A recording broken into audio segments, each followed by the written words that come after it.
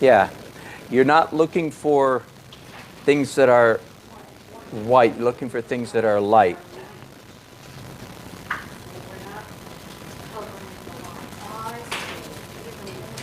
And it's okay.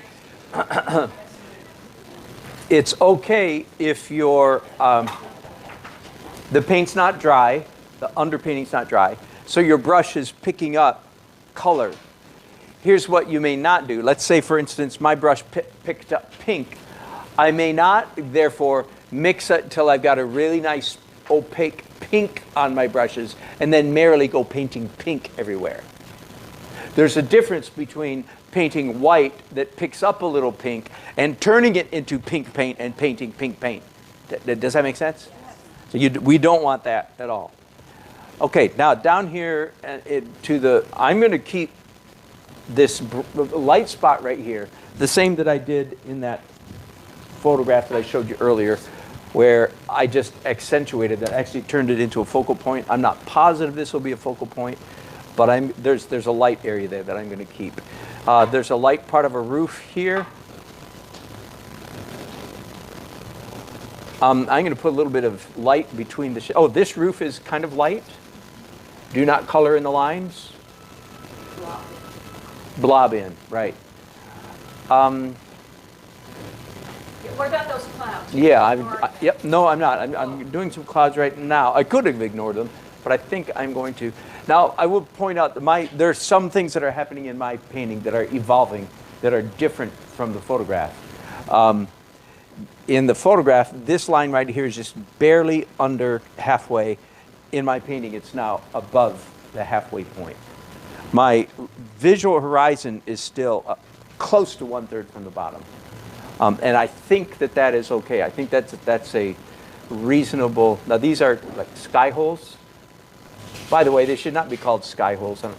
They should be called tree holes. Because what if it's not the sky behind your tree, but a building, a house, and it's a house hole? Come on. You know? Is it supposed to have medium in this one? No, this is white. This is white, no medium.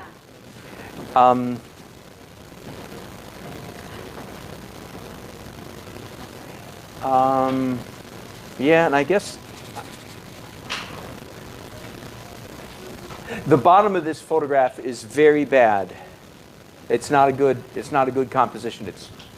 It's one color, one shape all the way across the bottom.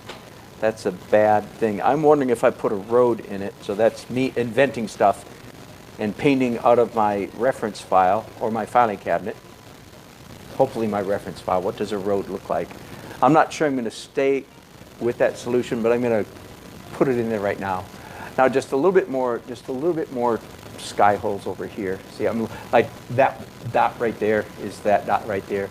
These dots. So I'm not just doing random willy-nilly holes. I'm being influenced by the photograph. Okay, I think I'm done. Now, before you go, the intentional intermittent messiness in this case is real easy and obvious, and you have to do it before the white dries. And that is, you take a damp brush and you just go like this so that some of the white that you just put down, you make long streaks. All right, go.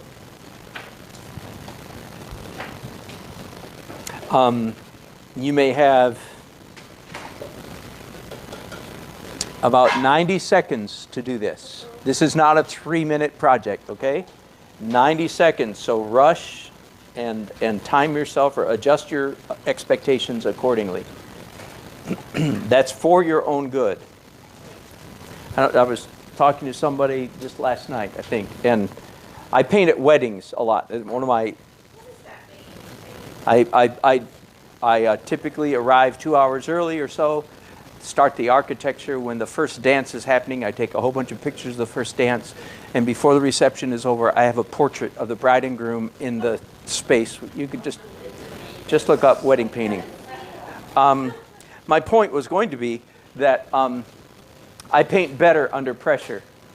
I paint better when I'm in a hurry, because just like you, if I allow myself to paint in a leisurely manner, I paint lousy. I think about it too much. Yep. And I believe that's true for most people. If you would paint faster, you'd paint better. So my point was, when I'm entertaining people at a reception, I don't have time to get slow and fiddly. Have you ever screwed up like that? One time, there was one wedding where I wasn't very happy with the product. I brought home the painting and finished it fine. They probably thought it was fun. Yeah, they didn't have any complaints, but they loved it when they saw the finished product. Yeah. That made the final layer was a challenge. Yes. Well, doing portraits are a lot of what I'm saying doesn't pertain to portraits. And when it comes to portrait, a likeness vetoes everything else. And so the order of hierarchy of importance switches when you're doing portraiture. This is not a portrait class. Okay, your 90 seconds are up. Okay. Next step, draw with pencils. This is fun. Let's go. Let's draw with pencils. If you want to watch me draw, come up here. If you just want to watch from back there, that's fine.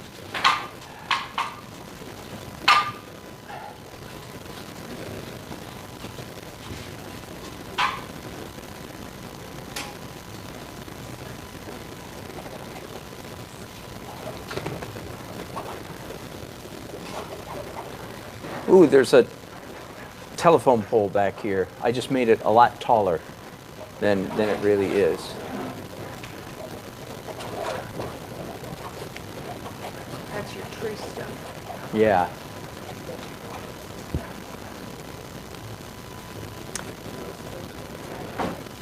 There is, yeah, yeah. And I might make that one, well, I don't want it the same distance from the edge as the other one. But yeah, maybe another, I turned it into a pole. And maybe a hint of a road. Again, I'm not sure about that, but.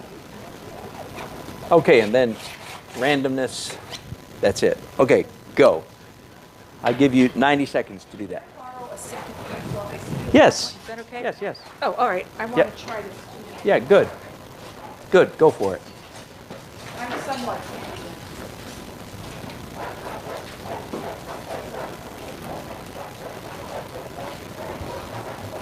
I love the sound of the scratching. Artists at work.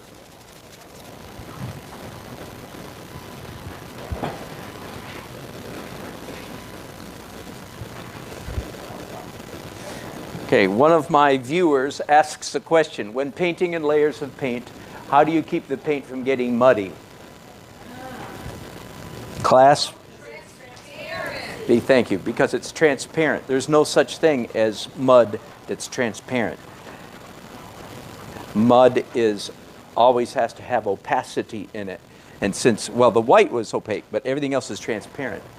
Now, there is a school of thought out there, evidently. I've never heard of it, but I've run into it from my viewers who have a completely different definition of mud. And I want to know if any of you have heard this before. They say mud is when you paint in oils a la prima, and you put down one color, and it's wet, and then try to put another color on top of it, and it just smears what's underneath it. And that is their definition of mud. Is anybody? Okay.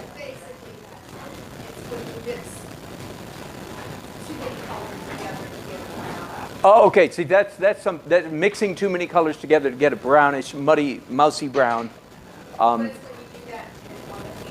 Yeah, when you do it on the canvas. I can understand that definition.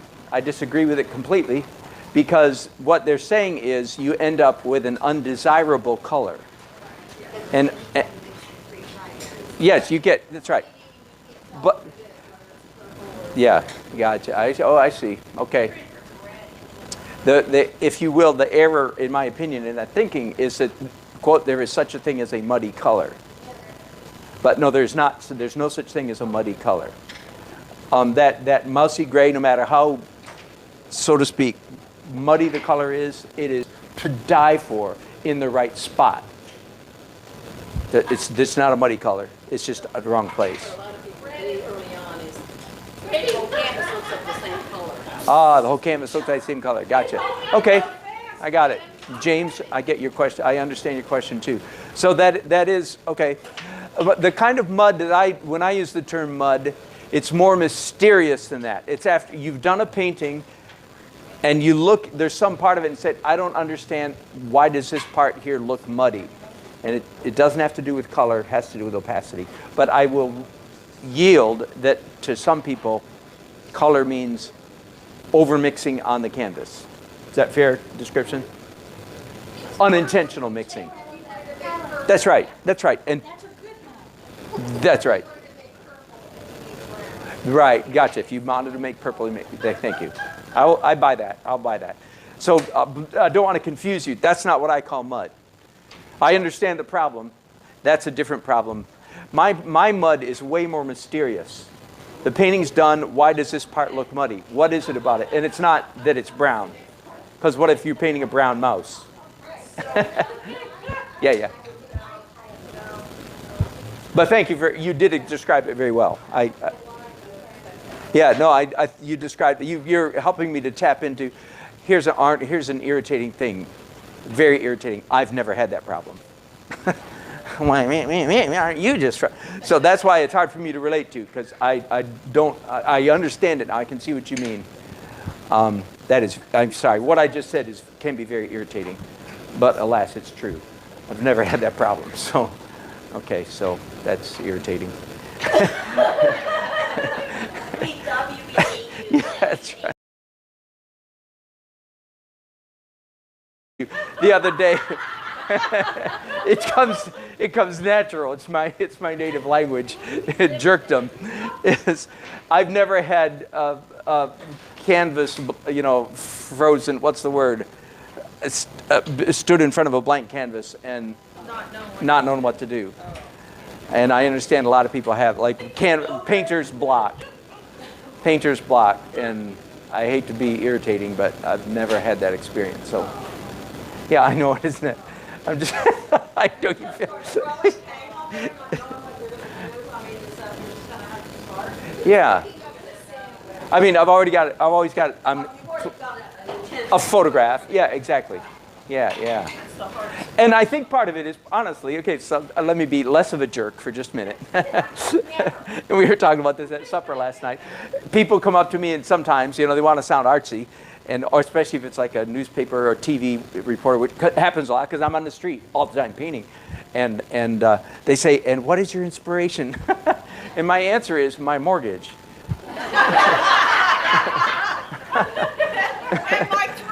And my 4 grandchildren, keeping the food and lights. That's right. So that is my. See, that's why I never have painter's block. I can't afford painter's block. Are you kidding? This is my job. So anyway, a little bit less of a jerk than I was, but. All right, what's next? We did pencils. Oh, more transparent glazes. Okay. Now, the white does need to be dry, and to find out if your white is dry, just go like that, and I'm going to go, okay, close enough. So more glazes. And Is there a system to this? no, just like more of what do you want on your painting? So I want more warm orange down here. And I would want more blue in the sky, except I'm not going to do blue. Right. So I'm not going to do... So would you put orange? I think I'm going to do yellow up there. So, and Carol asked the question earlier. Do you have medium? Does anybody have medium in a squirt bottle? Like medium with a... Yeah, perfect. May I? Let me demonstrate this. Carol was mentioning this earlier. It's a good point because yes, you've seen me do it online? Or somebody. No. That was Sally who mentioned it. Okay. So anytime that you want a really thin glaze, thinner than normal, you can't use water because if you water this down, It's going to run right off the canvas. So I do this, and at home, I've got one of those, and then, whoops, watch out.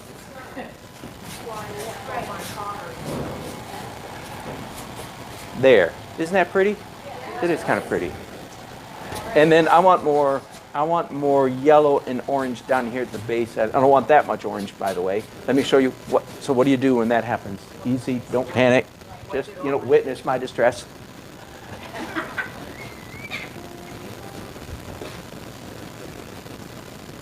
All right. So now you're going to do random marks? Oh yeah, so the intermittent messiness. Yeah, here's a good one for that. There, I scratched. In other words, those marks that I just made had nothing to do with capturing the picture. Does that make sense? And yet I added, see, a little bit of texture onto the painting. That's what that means. And you ignored the buildings. I did ignore. You know what? One of these minutes, we're going to have to start paying attention to those buildings. You're right. All right, so we're on go again. Go. Yeah, you have 90 seconds to do this. You keep saying that, but then we have a long Yeah. I wish there wasn't somebody as honest as Donna in this class.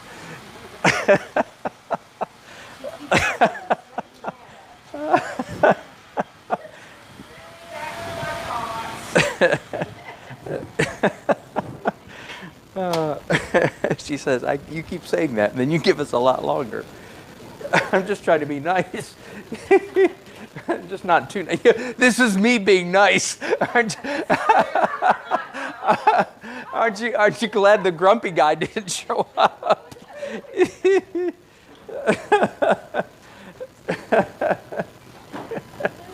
Oh, he never gets mud. So what planet does he come from?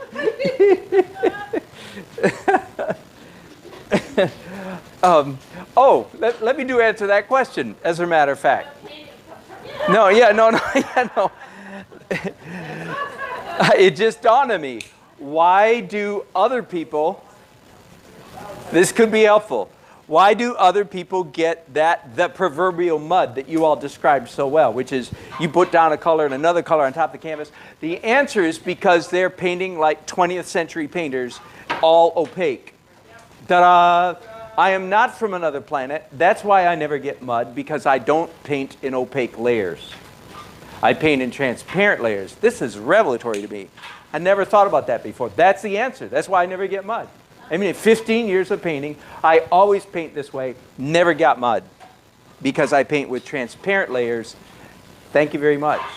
That's no, watercolor is a completely different world. Yeah. Yep, good point. Thank you. The watercolor is a different world. And I love watercolor and I do it, but no, a lot of what I'm saying, kind of everything I'm saying these days. Yeah, exactly. Thank you. That was worth the price of admission for me right there. It's like, I'm not from another planet. It's because I paint in transparent layers. That's why I never get mud. Pardon? That's right.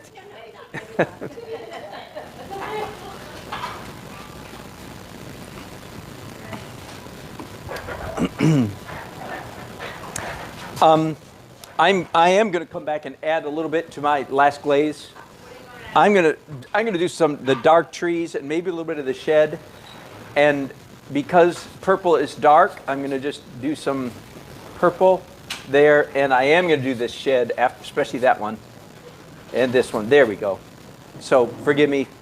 I cheated. I came back and added some after I said it was done. So you have 95 seconds. Also, what shade did you do that? I added purple, dark purple here and here for the dark tree and for the two sheds. We haven't talked about the edges, but I keep trying to wrap around. Because I'm demoing for you guys, I just am careless and don't do the edges. But at home, I always paint the edges, not the top and the bottom. I paint the left and the right. When I'm all done, when I'm finished the painting, I paint the top and the bottom.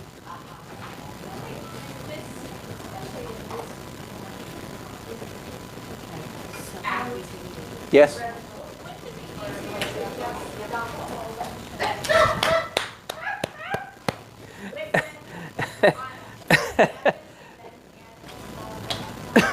Very, very possibly, Kathy. My canvas looks like such a mess. It looks like there's no rhyme or reason to this, but there is a little bit. There is.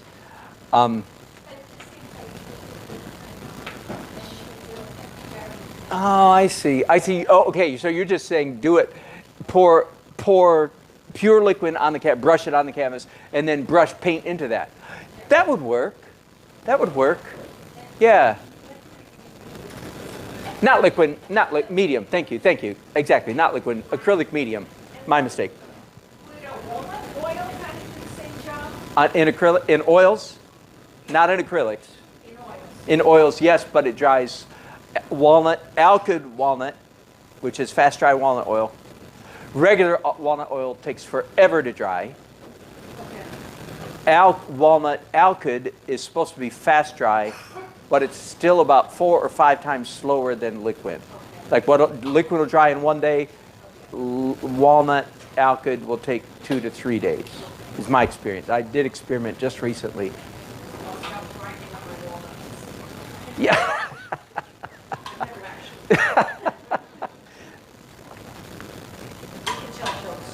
Yeah, that's right. Yes. Yeah, yes. Oh, good. All right, your 90 seconds are up. Sorry, Donna. Now, I have a question. Pardon? Is Nancy joining us for lunch? Oh, no, she's not. Thank you. Nope, she's not. I have a question. Yes. So you kind of did a little more dark on this, but Yeah, not this one. I did too. It's just it's not as dark as Not this as one. dark, but Yep. you're okay with that. Yep, I am. Now, just for fun, I mean, look at my canvas or look at your canvas and understand that I do a lot of my painting on plein air in cities. So I'm standing in a busy sidewalk painting. And people, they see, especially when they're coming from the opposite, they see the back of my canvas and they see me very intently painting, and they come around and they see this. I honestly, when I first started years ago, 15 years ago, that used to be kind of embarrassing. And I want to say, now I just laugh. I think it's hilarious because they want to be nice, and so they smile kind of and say, "Nice painting." I get it. What they really mean is, I hope this isn't your day job, but you are not very good, and it just makes me laugh. Anyway, so yes, welcome to the world of painting ugly. Isn't it amazing? Is it going to stay ugly? Nope. All right, next, number 7, details in color. So this is the second time we've done this. We're going to pick up small-ish brushes and draw again. I haven't beat on this drum, but let me repeat it again. Using my 15 layers, and of course these are just approximate. I don't follow this slavishly at home. It's about what I do. In this list, I have 8 different phases or stages of drawing. That means you have 8 tries to get the drawing correct, which means you don't just rely on your first or your second or your third or your fourth or your fifth drawing. You make corrections all the way along. Does that make sense? And so the trap, the easy to fall into is, once you've done your initial sketch, is to rest on it and say, whew, like, thank God that's over. So you just don't do that. So let me draw. I'm going to use purple because purple is dark. I'm going to add some ultramarine to that to make it a little bit bluer. And I want damp brushes. So now, do I really want my shed? Do you see where I drew my shed last time? Yeah. Now I'm thinking, I don't think I really want it quite there. In fact, look at the first time I drew it here, second time I drew it there. The third time I'm going to draw it about here. Now this doesn't mean that I'm all done. I may change my mind yet again.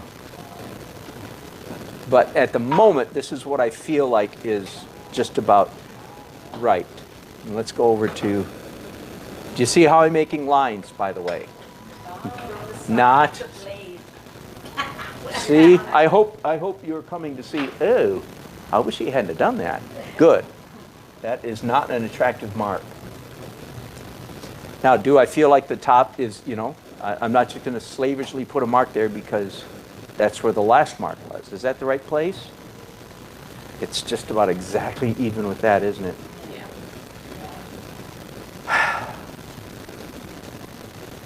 That's why you made it big. I think I'm going to make it, this time I'm going to make this higher. Yeah, last time I made this one higher. Now I'm going the other way around. That was the jar of paint type. Yeah, that's right. That's right.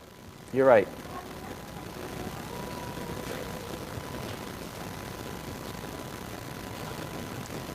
I usually don't use, I use brown the least. I do have some brown mixed up here. I don't use that much. I am going to use it at the moment. Color killer. That's exactly right. Exactly right. That's what's wrong with going to that color. And usually we don't want our colors killed, generally speaking. Usually given the choice, we'd rather have more color than less. Okay, now tree. I don't like that very much. Again, witness my distress. I'll stop making that goofy face. You get the point. I'm not mad at myself, so I don't have the spirit of erasure on me. I'm such an idiot. No. I'm just painting with a rag, happily.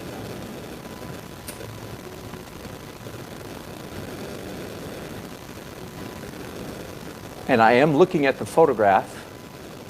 I'm not just painting a tree out of my filing cabinet. That's important.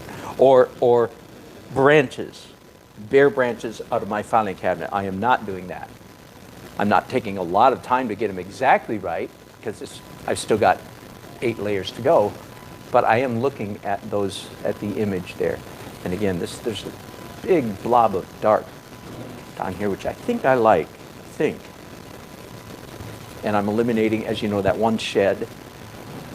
Let's make this the face of this shed darker. If it looks like I'm experimenting a lot and I'm making stuff up as I go, and if it looks like I'm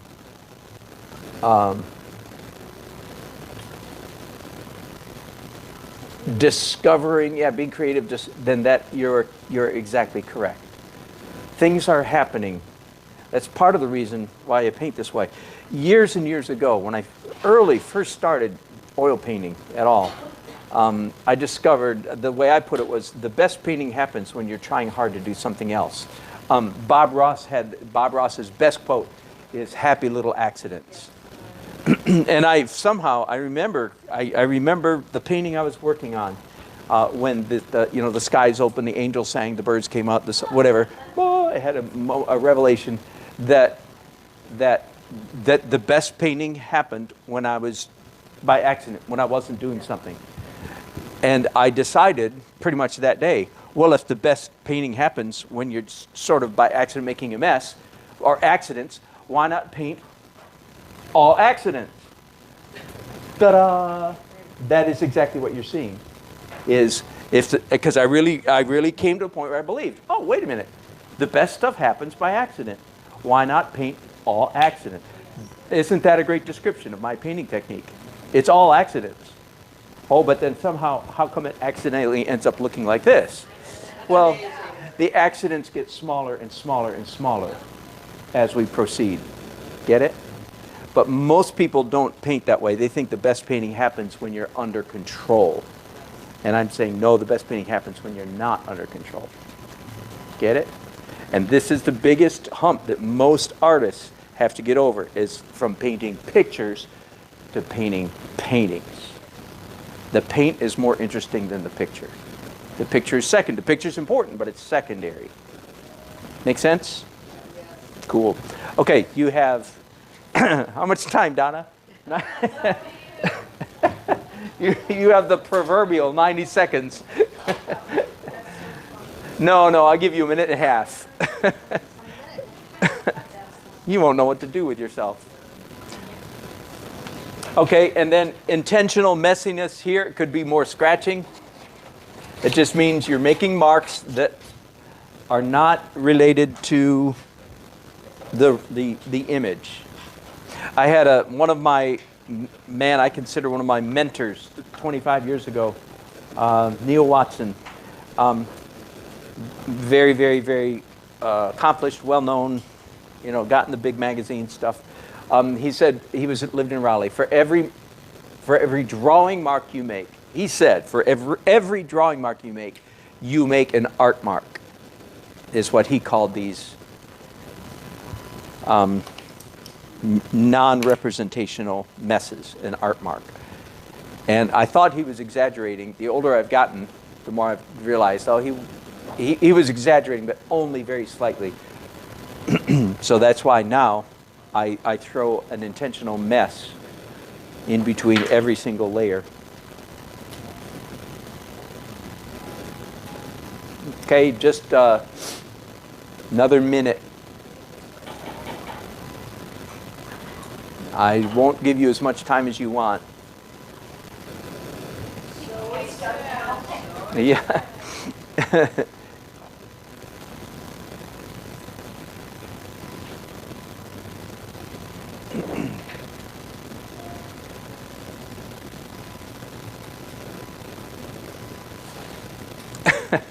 Allie, more dark elsewhere. And you colored in the lines a little bit much, didn't you? Now that you look at it with fresh eyes. Go out of the lines. Go out of the lines. Go out of the lines. Be careful not to be too careful. Be careful to make some mess. Good job. You're a good mess maker.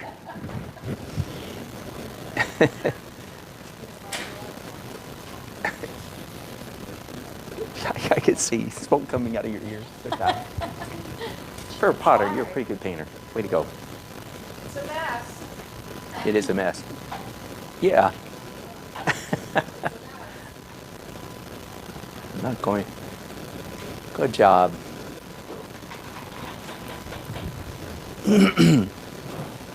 All right, 10 seconds. When in doubt, grab a bigger brush and paint faster. All right, what's next? The last layer of acrylics, white, light highlights. All right, I'm going to start painting.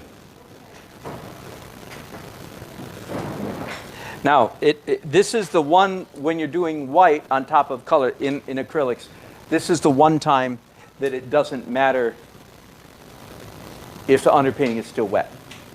Okay, again, as long as you don't pick up the wet purple and then say, "Ooh, lavender," and then start painting lavender everywhere. That's a mindset. No, that's not the same as painting white. Dirty white is legal. Mixing it on purpose on the canvas so you have lavender and then painting opaque color, that is not legal. Anything that's light or lightish. Now, I've done this scene before, and this little brown spot on that shed, I actually think is just a board. It's just a piece of lighter colored board, plywood nailed to the shed, but it makes me think of a window. Yeah. So I'm going to turn mine into a window.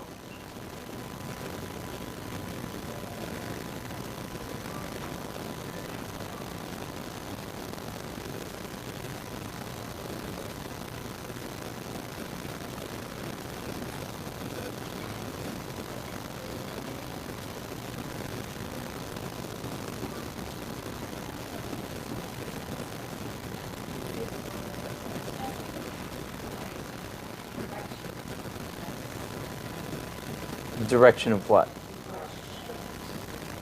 Yes. Good. Yes. You'll notice this roof, I'm going by the photograph that it's light, but my lightness fades out I don't feel like I want that going. I want it hinted at, but I don't want it really strong. So it just kind of fades out. It's a little, and I just made that decision right there when I was doing it. It's not like I had that planned ahead of time or anything like that. It's like, oh, wait a minute, that should fade out there. And here again is the, now let me rethink that. Is that where I want that hill? Is that the shape? Ooh, yeah, right. We don't want it echoing the shape of the roof. Good. I actually think I'm going to raise it up a little bit, which is kind of counterintuitive because it's already higher than it is in the photograph. And again, this is the second time I've done tree holes, commonly known as sky holes.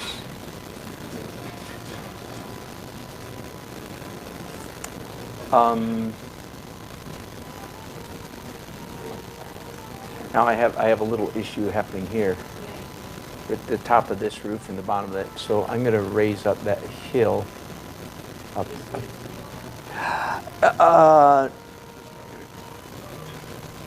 Possibly, and you all won't necessarily have the same problem I'm having.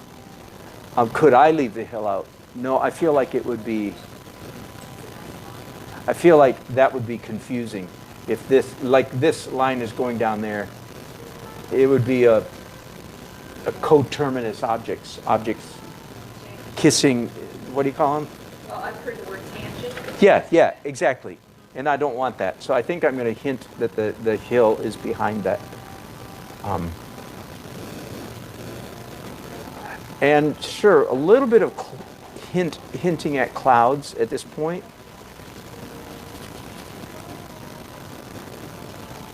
Skies are difficult in this respect, at least for me.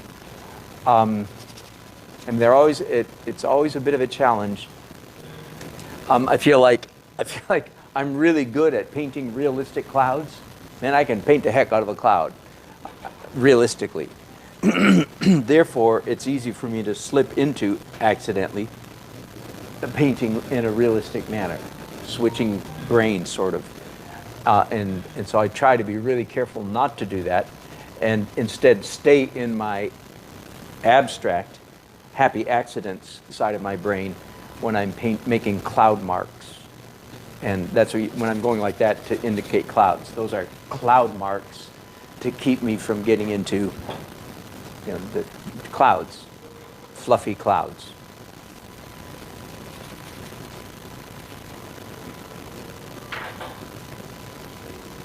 Okay. I don't know about you. Let me just pause and look at that and say, doggone.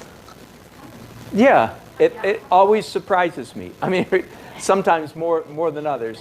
I mean, 40 seconds ago, I had the just most, if you will, god-awful mess on this canvas. And now with just a few marks, using what was already there, it's like, oh, you know what? It's starting to look like something. And it often surprises me. I think that's a good description of a good painting process, is you're surprised that something good starts happening.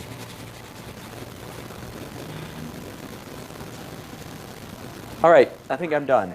Go, yeah, 90, another 90 seconds.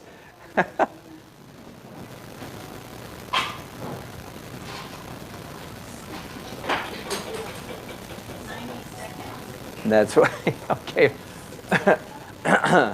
Minute and a half. Oh wait, a minute and a half is 90 seconds.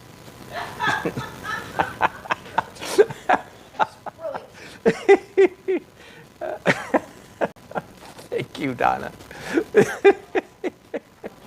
I love it.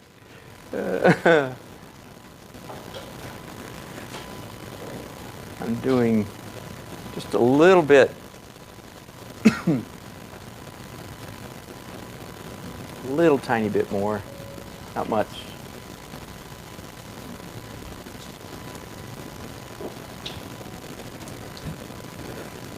Now, if you think about it in time, the intentional intermittent messiness at the end of this stage is, if you think of it before the white is all dry, you just drag your brush. That was a really good drag. Do you see the streaks that I just made? You, damp. Yeah. Yeah. You cannot, I hope you're understanding, you can't do that slowly. You have to do it with vigor and long strokes, not short little wispy things.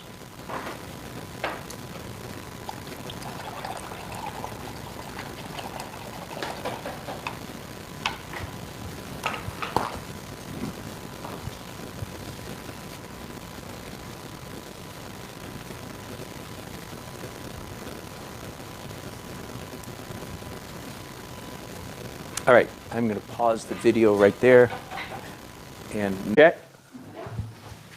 And then dipping the brushes, the tip or the tips, into whatever color or colors you want. My most common go-to, and I see no reason not to do so right now, is oxide red. That's too transparent, so I just picked up some more.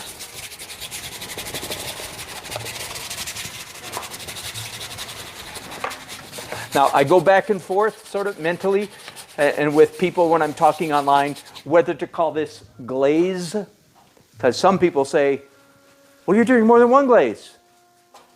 Okay, well, it's all glaze, the whole canvas, more than one color. So if you're happy calling that glazes in the plural, then you call it glazes. I call it one glaze because it's all blended together.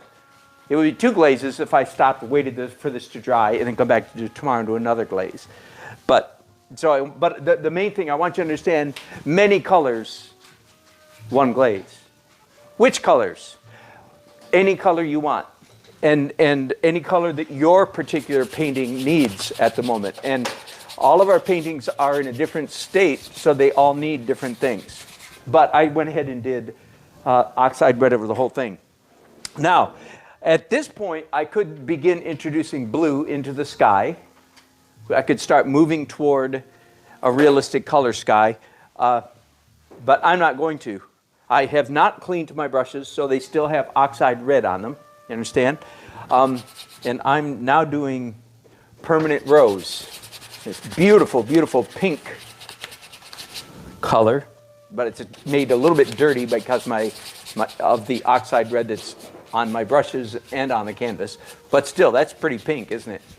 And it's pretty pink, isn't it?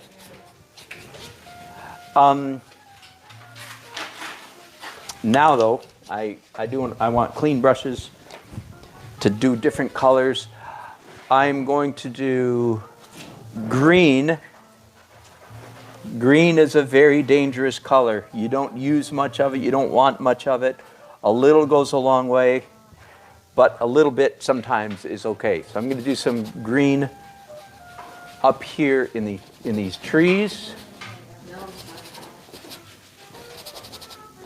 Okay, now I know some people may be tempted to say that's mud, but it's not mud. It can't be because it's all transparent. There's no such thing as muddy cellophane, if you will, or muddy glass, unless wax paper is muddy. Did you fill those brushes up with liquid before you put them in the green? I did, yep.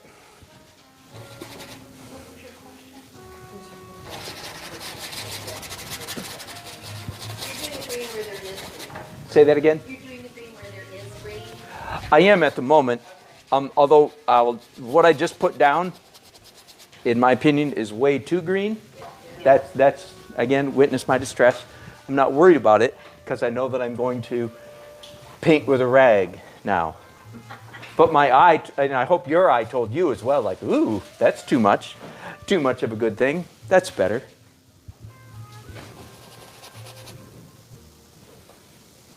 I told you earlier, I'm not at all fussy about what colors in oil, what color green, and I'm just picking up whatever's there. Yeah, and I'm gonna do some green back here. And now that I did that, I'm going, nah, I don't think so. Yeah. Again, so I'm gonna paint with a rag. I don't know what this white spot is down here. Yeah, I might go with a one punch of greenish green there. Okay, now the glazing and the wiping out are almost like the same step. You don't wait. It's like just go for it. So now I'm lifting out light areas. Wait a minute. Do I want to vignette the corners? And I think I do. Again, it's not a rule. Not every painting has to go dark in the corners, but I don't. Now that's darker than I expected. It's darker than I wanted. I like this better. Yeah, that's better, isn't it? But this is okay. Again, I mean, it's okay because I know I'm gonna. Again, I know I'm going to. Oh, and I definitely want these bottom corners darkened. There we go. That's the answer to that green, isn't it? Isn't that much better? Yeah. Well, in this case, it was. And it already had oxide red in it. Yeah. Right. It seems like those mountains should have some purple. Seems like the mountains should have some purple. Yeah, I agree. I think that's a good idea. Yeah, good. Yep. Whose painting is this anyway? I'll take it home with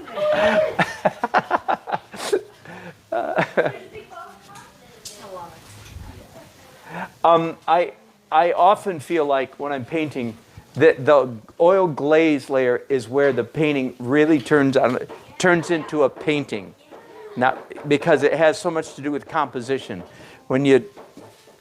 Composition in values, which is what composition is about. But when I get the corners darkened and the highlights highlighted, all of a sudden, oh, now it's starting to work compositionally. And composition always has to do with light and dark.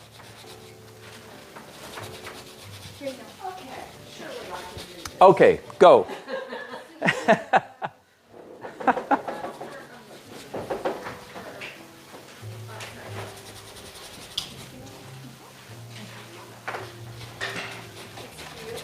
I'm still doing a little bit of. I'm like blocking too much. I'm trying to do the building and stuff. I'm trying to get too definitive. Yes. Blocks and we lose the You and 80% of the everybody. Isn't it pretty? Isn't it amazing how it happens all by itself? I mean, But it's so like neat 'cause it's I'm as surprised. I'm sort of as surprised as anybody, except that I I. like to paint it that way Yeah, too. It's yeah. not like just blocking out color, putting on. It's like, ooh, I'm going to trust this. Yep. I'm trusting the process. That is what I've learned. And it's almost like, To do. like a faux finishing, wiping and doing. Yeah. It's beautiful. Yeah. Really neat. I'm gonna put this,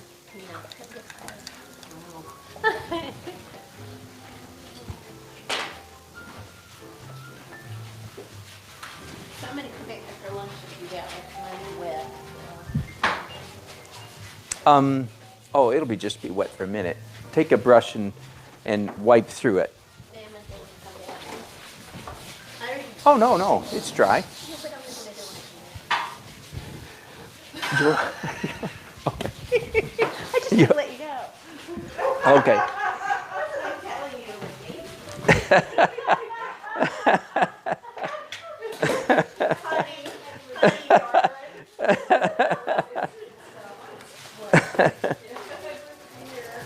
Rough crowd.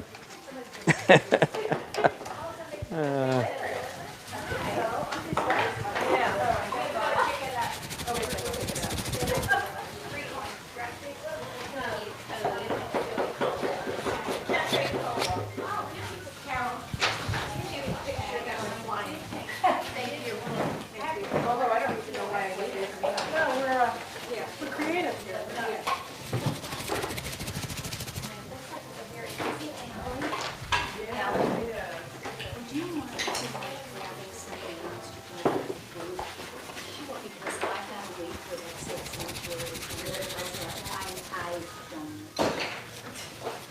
Nancy, are you going to get lunch? Allie is gonna go. Oh, thank you, Allie. Thank you so much. Anybody wants to go with me? I would also. This is gonna go for me. Now, I really lost my fill, so, would you suggest I try glazing a little purple in there, or? Yes. Yeah. Yes.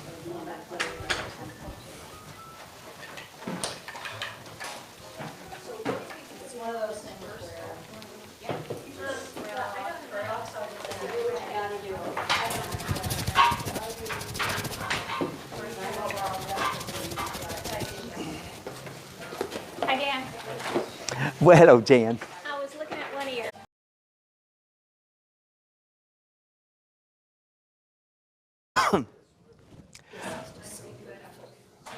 No. The next stage, the next layer is dark details.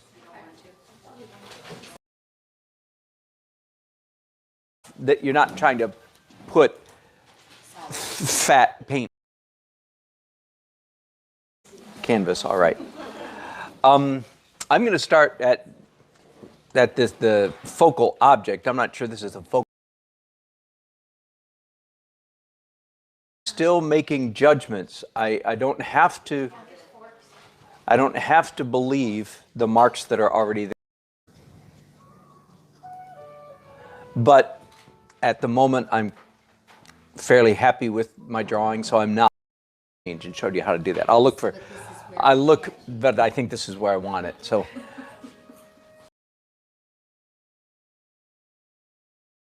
A little fence. This is adding. This is not in the photograph at all. But even a hint might be nice. And can you see how I'm? But I'm laboring over like doing a little fence mark. Let me just do that again, blown up large, just again so that you were to say, okay, I want to paint a fence here, and they would do something like this. That, but okay. Because the essence of good painting is making interesting marks.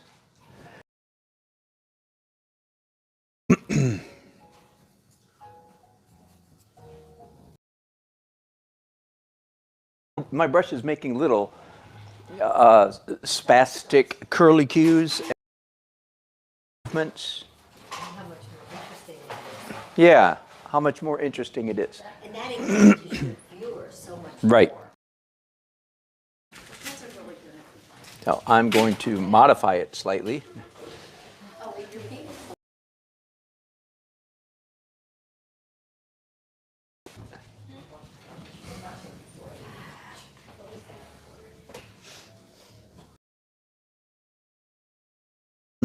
That makes me think of something else. I think I just put this in words for the first time this past year. But punctiliar light, that human beings are naturally drawn to little dots or points of light. And that's a really important principle to keep in mind when you're painting. So right there in that fence are points of light. So in a painting, What color do you have on your? oxide red and ultramarine blue, but it could be anything. I'm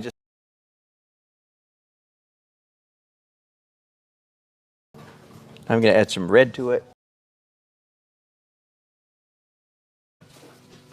Usually the palette knife is reserved for the opportunity for some palette knife stuff right now.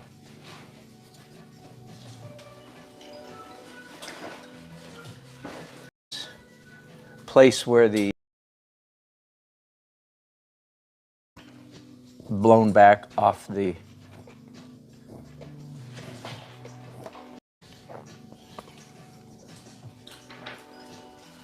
Okay, now all these all these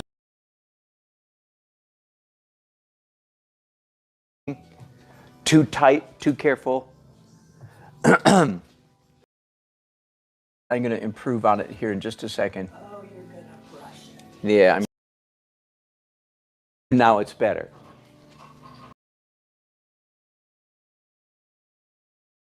Have to, and then come back.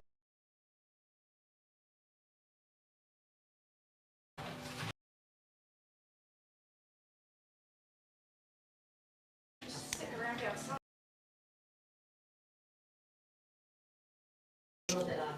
I'm trying not to say anything. Now there's an ugly. Now that's an attractive mark. Speech for when the rest of the people get here. They're white that go through this photograph. Put them in the same place, and I'm certainly not going to make them white. So marks on the roof.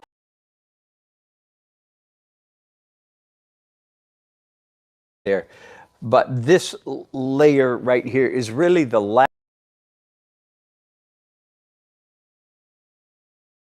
Like if something in front of the tree, you can. After this layer, you can't add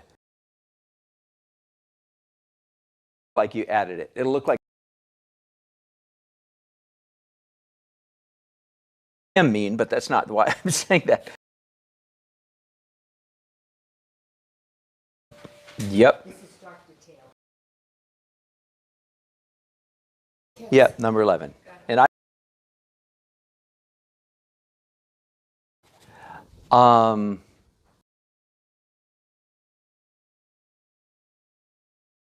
considerably by adding that extra detail there.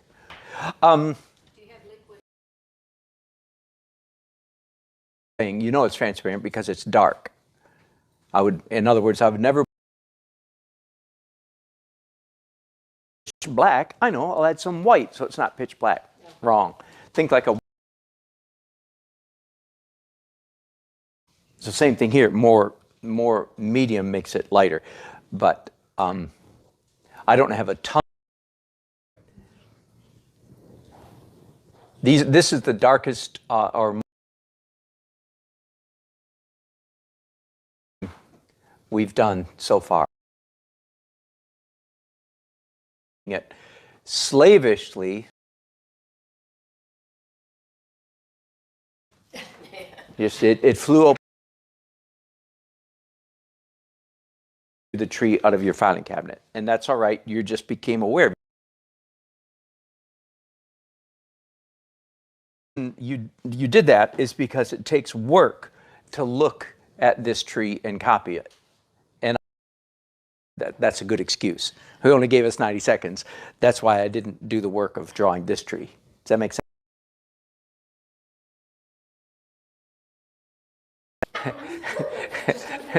Isn't he a well-trained husband?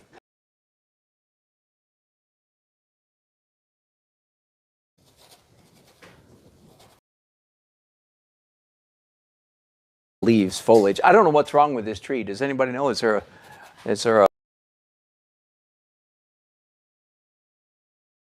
tell me, is it, yeah, exactly. Is it a dead tree with something? I think, but I don't.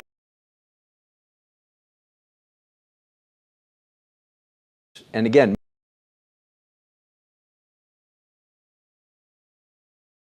trees, have to paint trees. Rules of painting trees is something a little bit weird about it. Think about it. You know, they're trees that have a little something odd. Now, foreground. Let me just finish really quickly. And yes, because I knew I was going to make big marks. I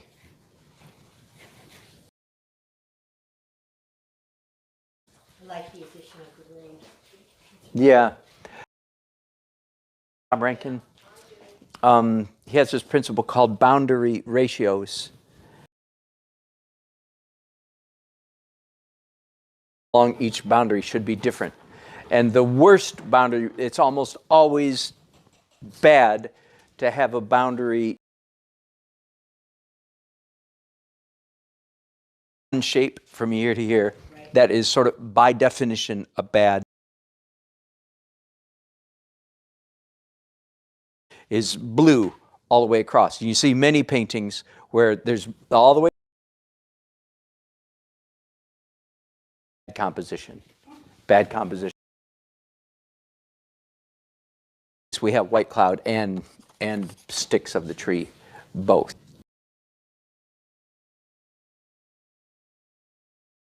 We'll work on it later, but that's the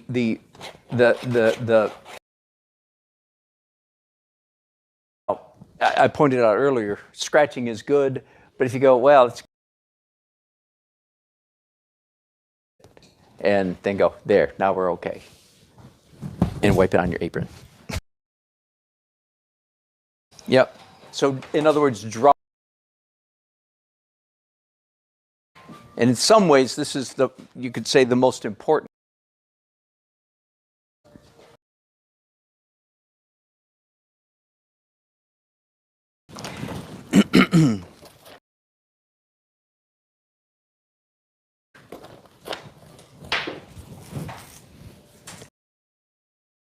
Red, orange, purple, long since out of. Probably will do more than.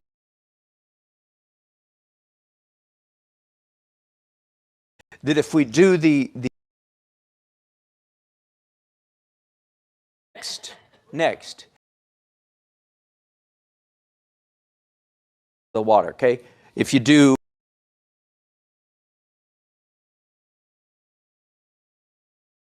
I should have said that, made that clear earlier. Never, it wasn't percent.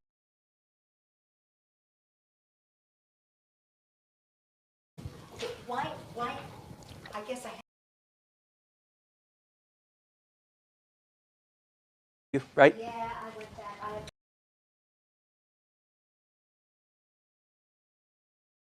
Did you have? Okay. Yes, Sally. Supposed to be using. Sorry, let me back up. I need to. Yell in your ear. One thing I haven't made clear to you, ladies, is that whenever you make adjustments to your drawing, I keep saying fix your earlier errors. The question would be, then what do I do with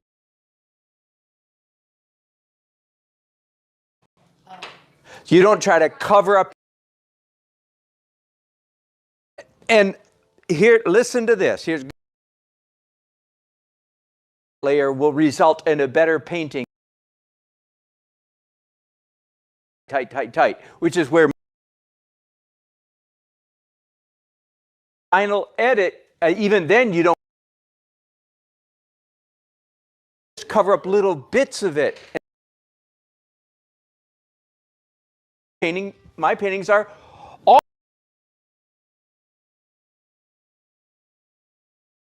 you will, or my painting, and golly, makes those mistakes look. Make a tree line with my brush. Wait, no, you should. Okay, it's just dark. So only with a brush. Okay. Yes. Foliage right now. You. Oh.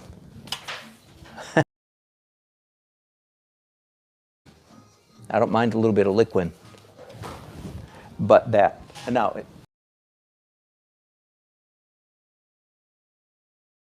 I believe it can be done.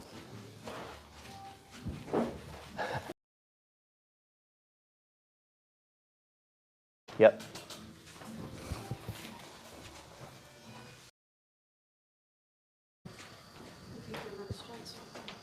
It's skinny up.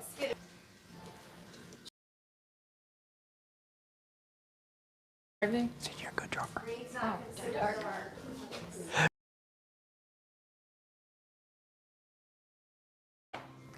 Here's the reason. I like to isolate each color. You're just thinking liney drawing. Not doing lines, you're doing zones. You're doing, you know. No, so no. It's dark black, BL equals darkness. So most of this is brown and blue. You can add some purple to it if you and blue. Yeah, yeah, that makes black.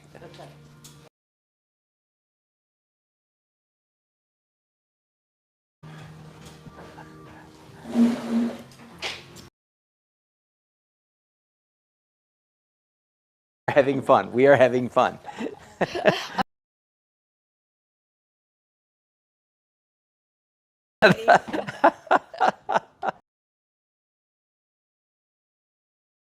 Yes.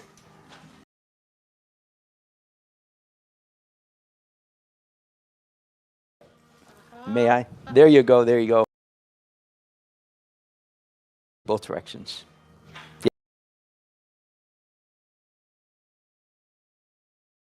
It's not, and it's hard to do skinny lines because sort of has a mind of its own.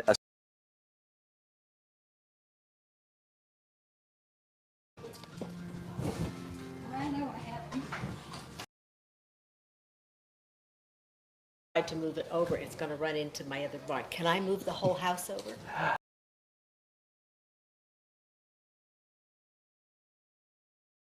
But here's what I would say.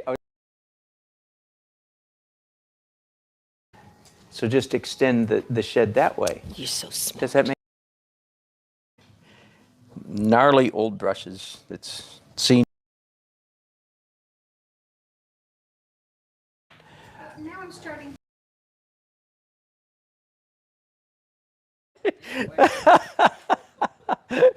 Curses on them. Okay, so this is a bristle brush. My point being, see, it's just the weight of the brush. Okay. The bristles that is making the difference. That nice soft brush is too soft. I see. And so it was making soft. That's right. I'm going to dip this in my. Sometimes when I want my brush to make terpenoid, whatever it is. Yeah, that's what I usually do. Guys. Here, play with this for a while and just see if you like it. I think it'll make. Anybody else meltdown? No. Bless you. Yeah. Karen's volunteer. That's in oil? Yeah. Okay. Easy fix. Like splotchy branches. You're right. Whoops, you're right. Egg. I'm doing too much. You do a little bit more of that. Same thing over here. Yeah. Okay. Does that make sense? Yeah. Try that. Okay. Paint with your fingernail.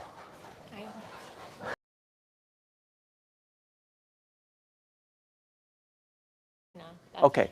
That was it's earlier. too thick, though, probably. It's okay. Yeah. Yeah, I tend to be a little too thick. I just wiped off all of that. You're doing good. So that's the roof, and the shed has to at least come straight down from there. Yeah. And that's not the. But you do can have make a yours go dry that way. issue. Yeah, you. We'll save that for another day. And mean, then I and then like I the feel like, shape, okay, I too much of a think. good thing, so to speak. Yeah. So I'm just painting with a rag. Everything's legal. Too tight, too sharp. Shape, I'm okay. I just didn't like the Now, if we color. could cut it down to here, the way it is in the photograph. See, this is just a sliver. Exactly. That roof came out of your filing cabinet, but that's all. We won't tell. Shh, don't tell anybody. I won't tell anybody if you don't. Nobody'll guess. And yeah, so then the question is, well, then what do you do with all this? And the I would answer is glaze it in too. layer. Okay. Okay? Yep. Have fun. Okay. Don't go too far. Okay. Wow.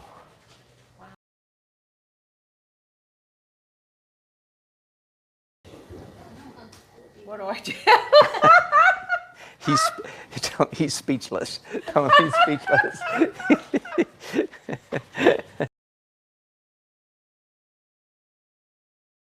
Right. It's kind of tight. It's just kind of hard-edged. Okay. So I was just going to mess it up a little bit.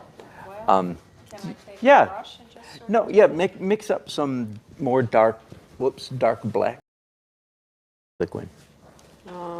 Maybe gone. Seems like I'm using a lot of it, probably too much. No, probably not enough. That's good. So yeah, you can come in here and just yeah, literally that helps. mess.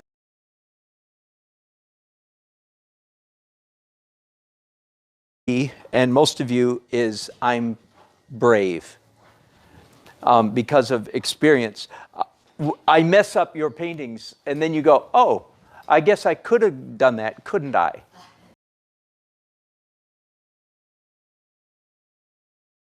No. No. I have more courage to make more messes. And you're still a little bit unsure about making messes.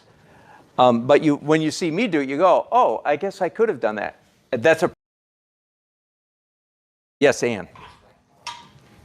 Okay, in my mind, this is like not working.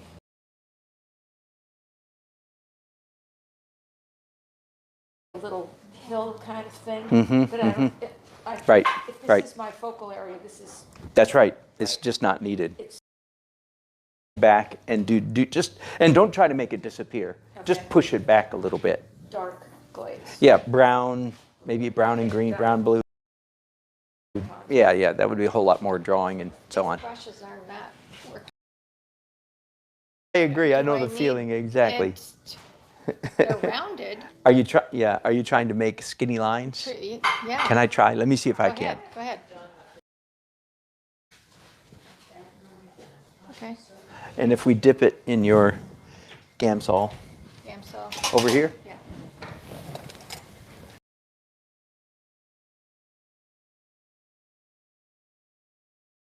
Slowly. But yeah, it does work.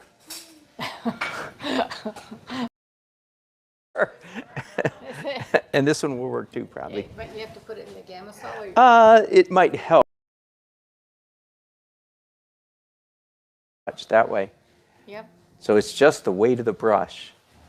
Okay.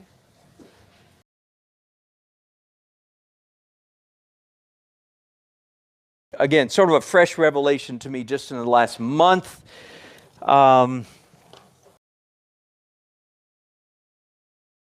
That an artist's skill resides in his hands. That is, non-artists, people who are not at all artistic, they think that we are artists because of our hands. And that is so. My hands, it's between my ears. And that is true. Okay, that's a foundation. It's not in our hands, it's in our brain, it's in our mind. But, big but comes. Oh, Dan, I really do have skill in my hands. Muscle memory. Yeah, muscle memory. Made skinny lines. So in a way, I'm gracing you. I'm saying, oh, don't feel bad. Bones and bodily movement. That's what I call skill. Athletes and musicians have skill. Well, so far, turns out so do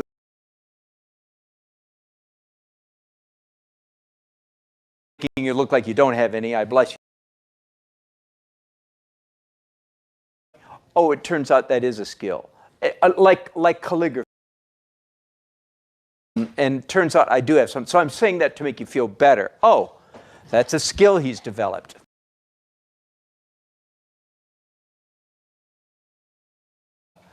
I'm still going to continue to protest when non-artists. Here's what non-artists think. Oh, I can see it in my mind. My hand just won't do it. Have you ever heard anything like that? But that is so wrong. That is so. It is not. The reason they can't draw it is because they literally can't see it in their mind. That's why they can't draw. But anyway.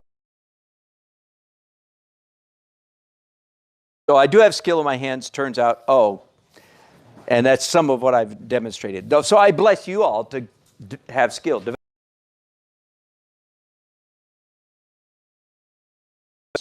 coming up with a very primitive something here that's just not what I wanted.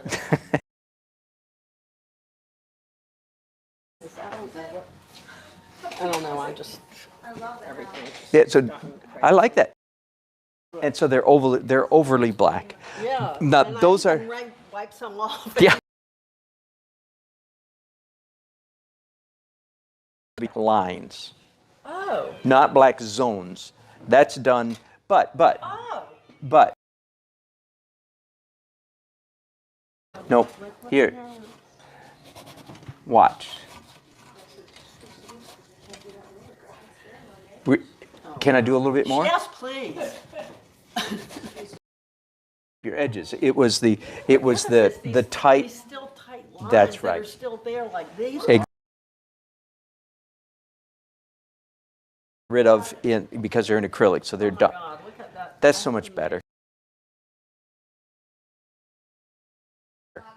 So we have 2 layers to go to Fisk it. Where else am I supposed to be doing? Well, you don't want to do a tree over.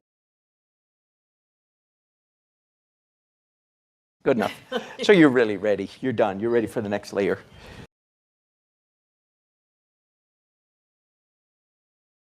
It looks like a lovely, lovely winter's night. I love the addition of that lean-to.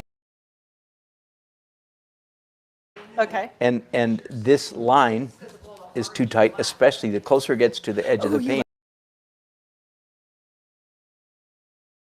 Lovely. Okay, if all else fails when you finish. All right, we should be just about done with the dark lines. And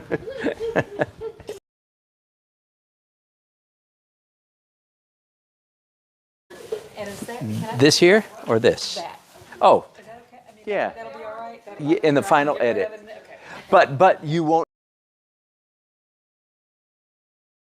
You're going to use it to your advantage. You're going to diminish it, but you're not going to get. Anytime you get like mad at it and want to wipe. Nope, you're ready to go.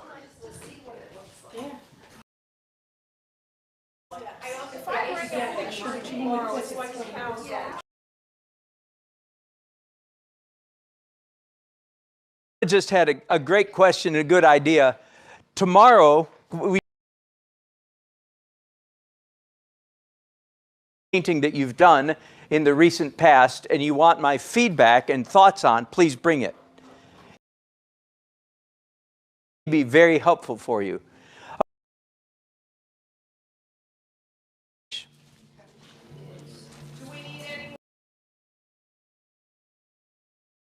Buzz layer, woohoo!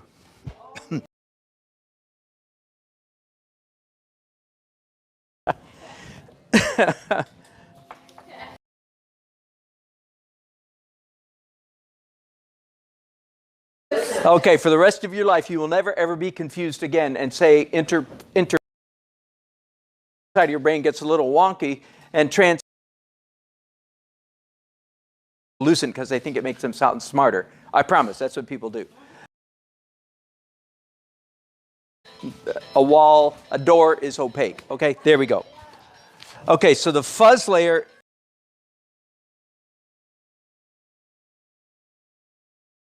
Mind that song. Thank you.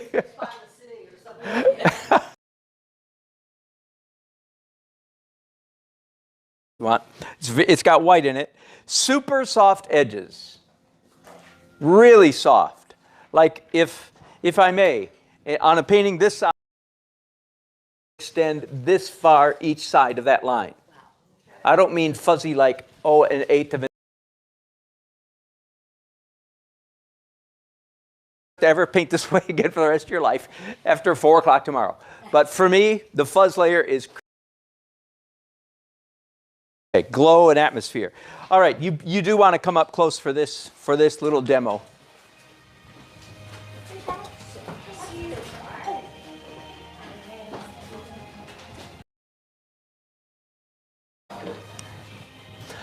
All right, I'm going to start with the easy.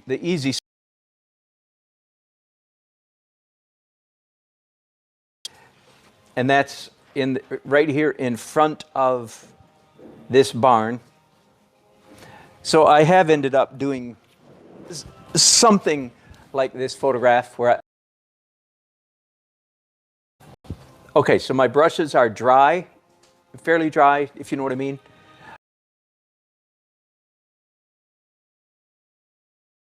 And you can ask me, do you panic when you do that? Heck yeah. I mean, it's been a journey for me. It's like... Is that opaque? It is opaque, but it's applied very thinly, so it's translucent. Yep, and white. Okay, now let me pause just there. The reason I have learned... massacred this part of your painting, but it's done. And I have 2 more stages yet that are going to so much. Let me do a little bit of pencil right now just to help me. On the end of that pencil doesn't make any marks at all. I can't get this thing to draw right to make a mark. There we go. But it's better than it was because now I've got this about play of light. Okay, I have I think two big mantras that over the last 50 essence of good painting is making interesting marks.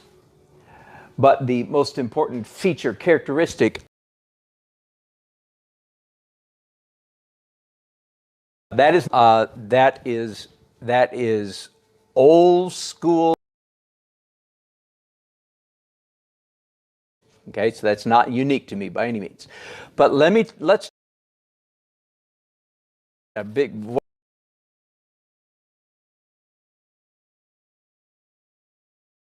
does not mean what play.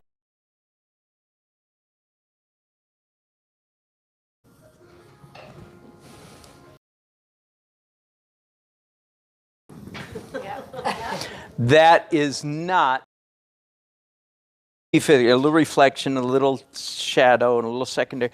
That is not play of light. That is, you give yourself no credit for getting this right. I will not allow you to give yourself credit. The reason is because I see many patting themselves on the back for getting this question right.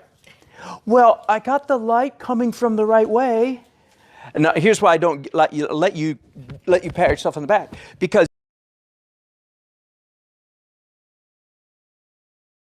low, and look, there's a weed down here, and the light's coming from the same side on the weed. And so they're self-congratulatory, therefore they sit down and say, I have accomplished.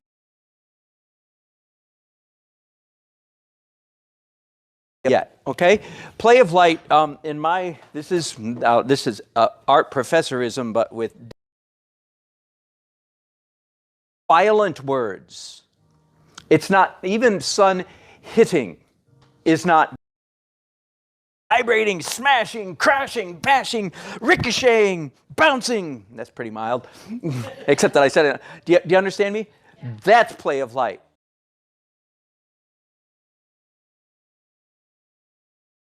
I hope by golly, that is what he thinks. It's not about which way is the light coming from. It's about like glancing and smashing and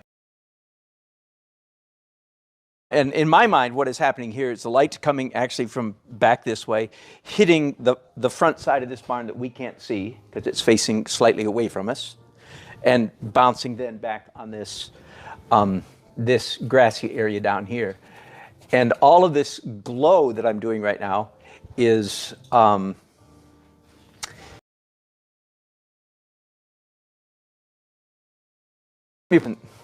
recent verbiage. We don't care what the light is on. We don't care that the light is on that grass. What we care about is the light is bouncing off of that grass into the atmosphere around it. See, that's what gives it the charm. Over here, that's what, you don't care that the light is hitting the bow. The light is hitting the bow of that boat. That does not thrill your soul.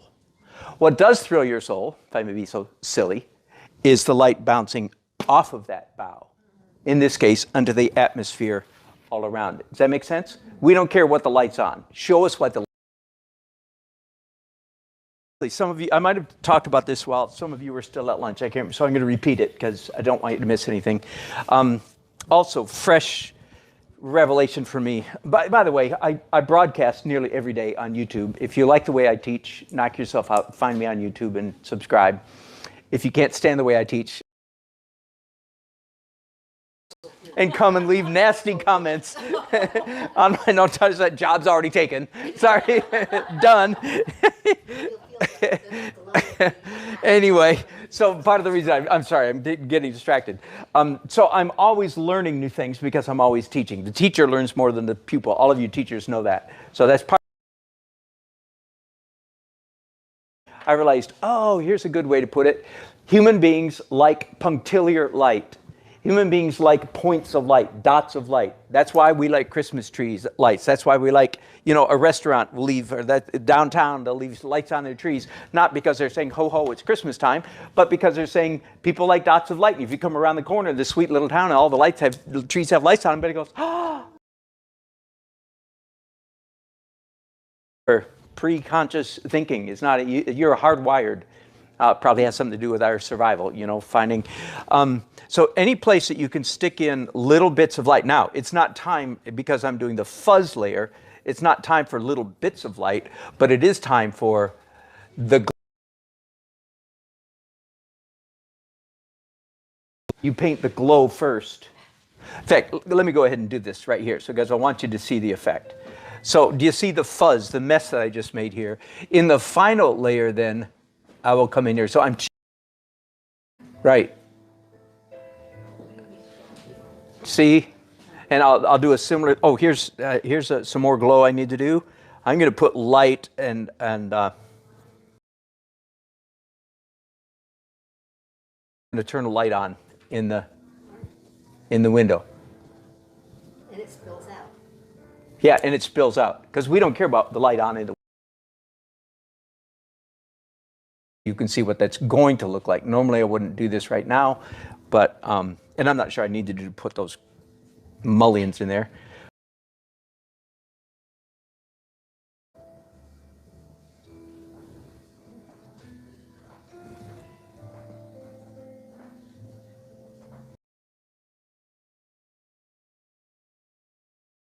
There, that's probably done. Yeah, it's nice. See? Now, you might say, well, okay, a little bit too much of a good thing, though. Okay, little finger.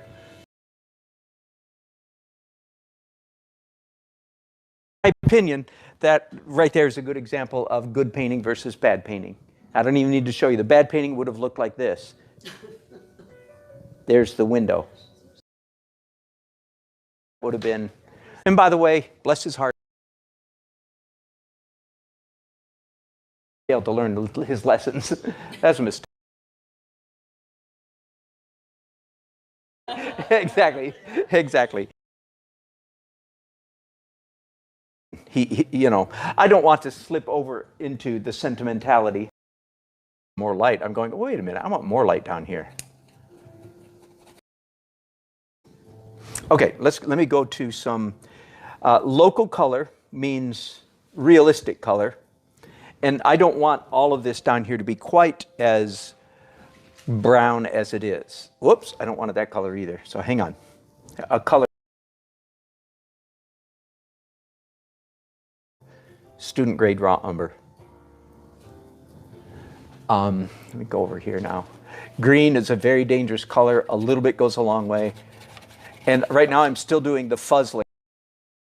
And I'm not angry at it. I'm not going to get grumpy and start trying to cover stuff up, but I'm going to happily just push it down a little bit.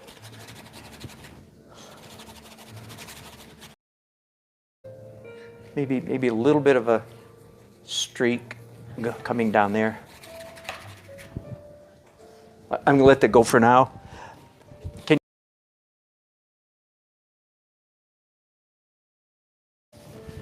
I think I can get by with just wiping off my brushes. Now, let's start tackling this. All the way up to the sky, I'm going to do the hill and the distance. Yeah, that's a good.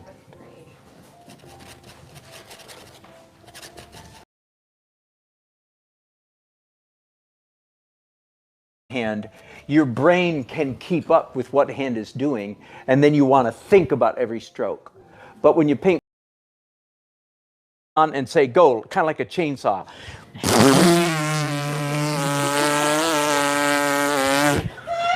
And I'm not really thinking, right? Because if I thought, I'd probably panic and freak out and stop. Now, but if I went slow enough to think about it, I probably would chicken out. So two hand. You don't have to paint with two hands, but it is better.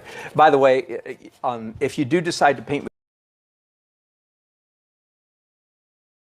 even though you feel like you're completely out of control with your wrong hand, I believe your painting will improve instantly. Better.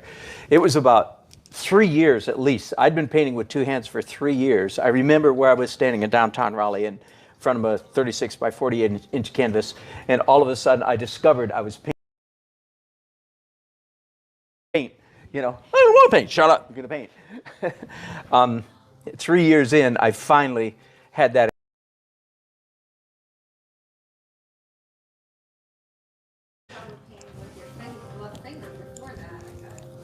Yeah.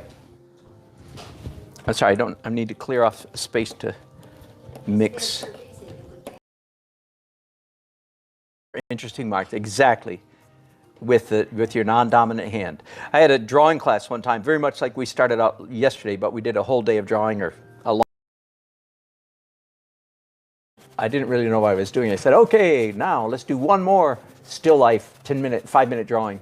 And I said, this time you're going to draw with your wrong hand. Everybody, grow. 5 minutes later, I said, okay, let's see what you did. And there were about 12 people in the class, and because everybody could see that everybody else in the class did a better drawing with their wrong hand.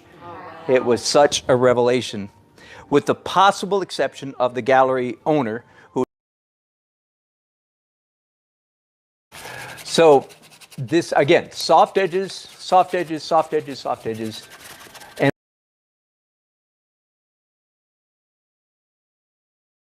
it's not going to, all this time, this has looked like, oh, he's painting a sunset. A late afternoon sun, but it's not a sunset. This is going to be a blue. This is the color palette that I've been thinking about the whole time.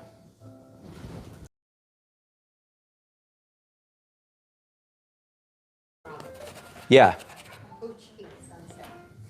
Yeah.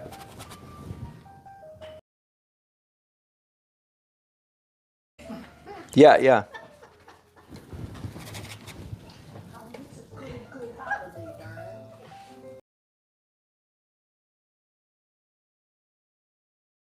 Need to do it brown, but okay, I feel like that's better. I didn't want it quite that fire engine red. That was a little bit much. All right.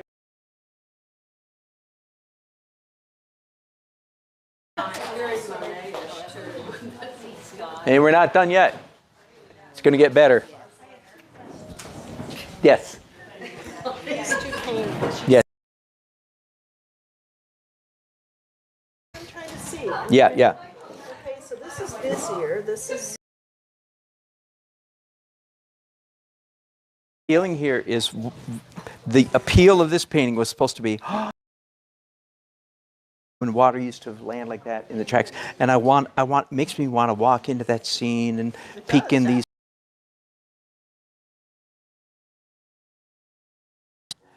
So look at how he's got that strong shaft of red, and the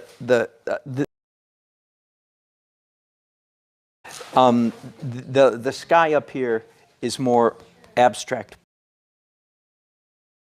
Interesting. You're a little more inclined to notice the paint lines in the barn and reflect. Secondary. Yes. Yeah. Why do you use brown on your palette? That was always that blue. You've got two colors spray paint. There is not white. You don't want white. You do want a neutral tone. That's just a little bit too red. You want a. Yes, you are. Cool, okay. This kind of comes more out of the portrait world. Close enough, but neutral tone. Neutral, yeah. Mousy gray would be perfect. That new gray. You go. Fuzz away. Be brave. Opaque paint.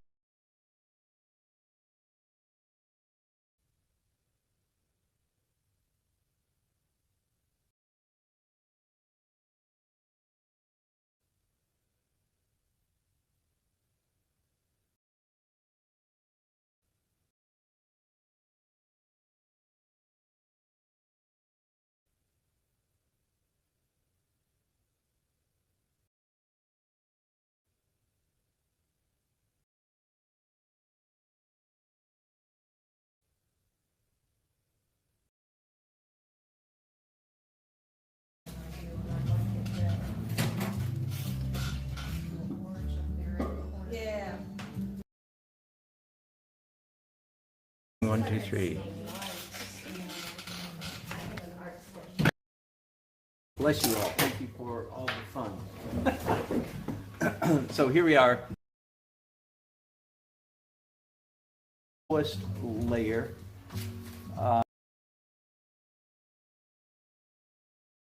Of anything. And important layer. Now, ironically, how to this point, which I'm not even. This last layer receives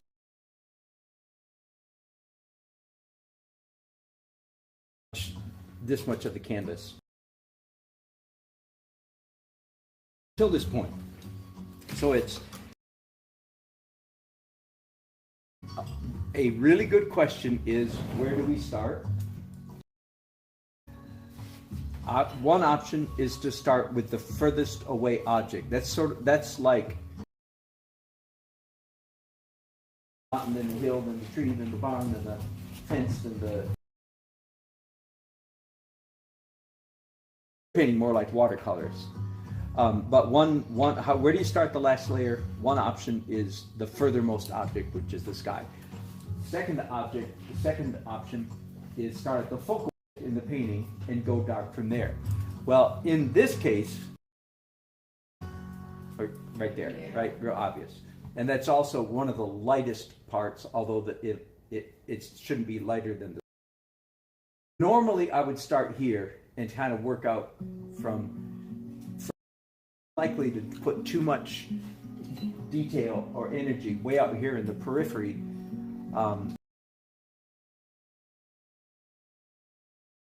Fade out. I'm going to start, however, because I've done this, in this case, on this painting, I've done this. I don't really know what this painting looks like until I brightest part of the sky, which is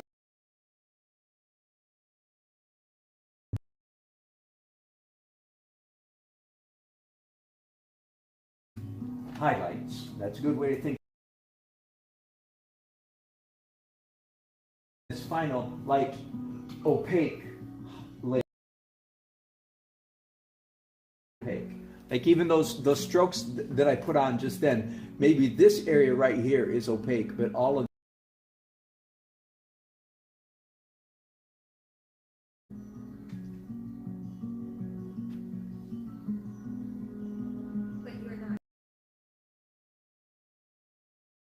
You have white in that, though. yeah, white. I have lots of white in it. Is that what you said? Yeah, so that makes it important. That's correct. And now we're doing, want to poke our eyes out. So sky holes only work, of course, if they're the same color.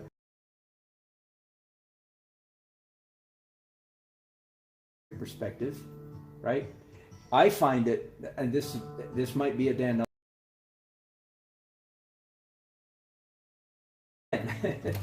And again, I think this is probably a weakness of my painting.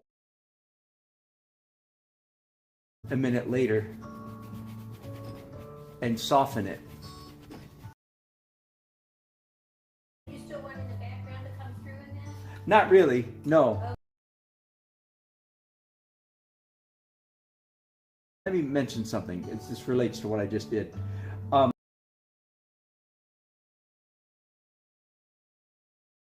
Thin dry brush is called scumbling. Some of you went a bit beyond scumbling into painting, but that's right.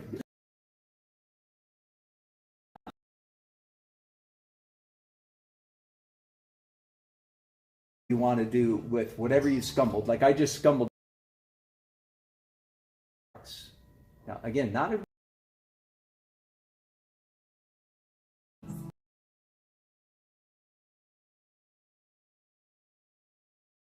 I almost did this wrong. Where will I stop painting my hill? Probably right. Like I don't want to stumble one.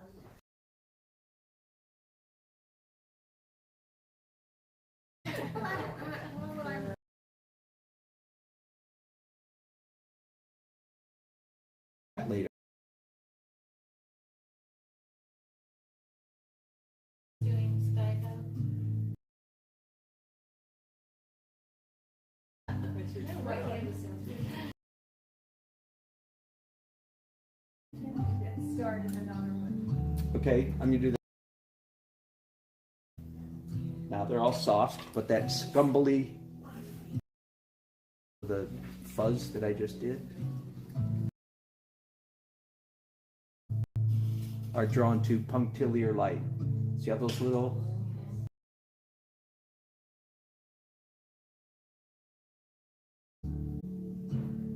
okay.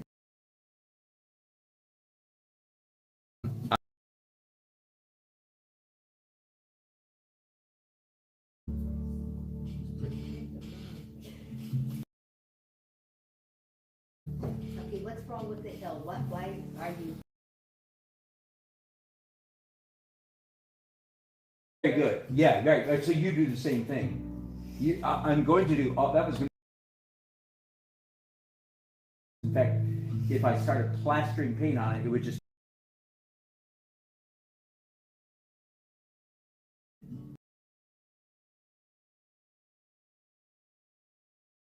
At the bottom and gets darker up toward the top.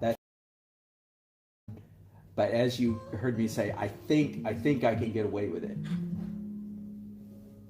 So that's basically all I'm going to do is but that's kind of sweet, isn't it? Yeah.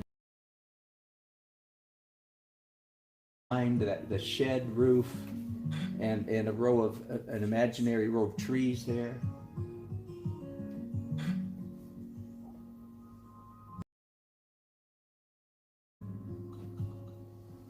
I'm going to leave that for now. I don't like this bump right here.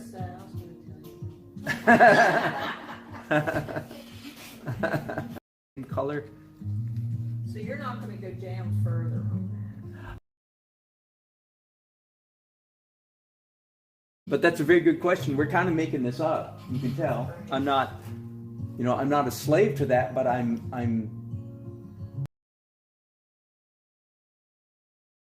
and so I'm indicating, this doesn't look like hills to me, but it looks like a bank of trees.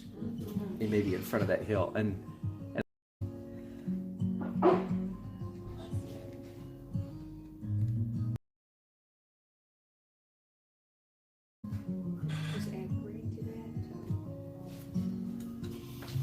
to the tree?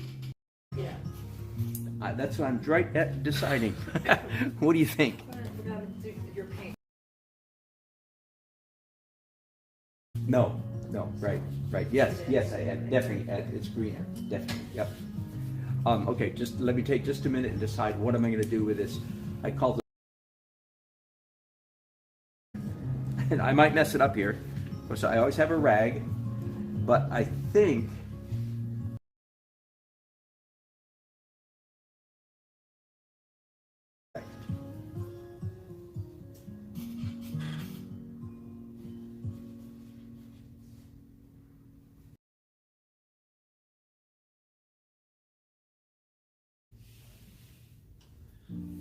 Yeah, I think so. Just a little, makes it look a little bit like trees.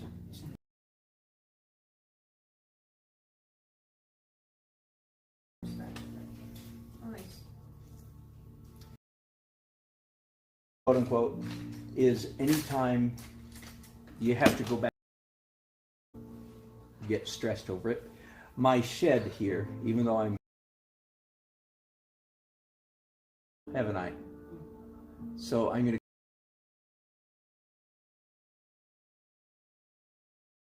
to exactly transparent. I love that here. It's all now.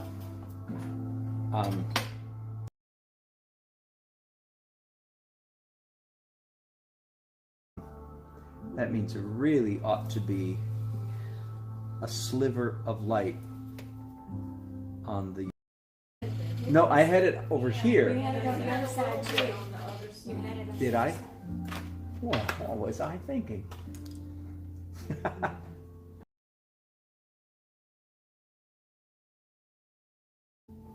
So good time for a palette knife, right?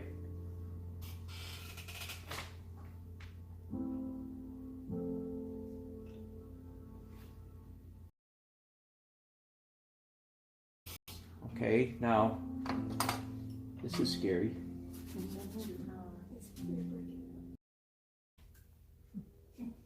Reflected light. We don't care what the light is on, we care what the light is off.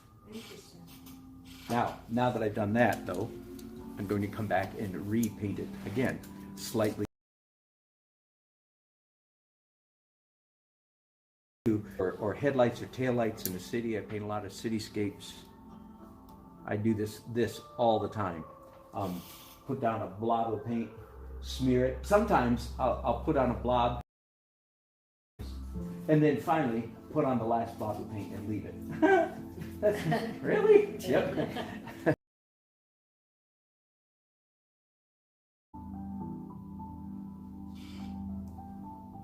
There. I think that's now. Because on this side we're actually seeing some of the roof.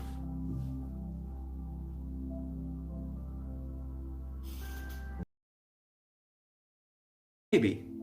Okay, here we go. Now, again, this is once we have entered the opaque realm, layers of opaque paint. Now understand that all of you traditional oil painters, you're in the opaque realm from the get-go. Last stage of the whole painting. Once you enter the opaque world, even like to see light paint on top of dark paint. In fact, we like to see anytime that you put down a little bit of slightly lighter, this by doing a white dot there, and a white shaft there.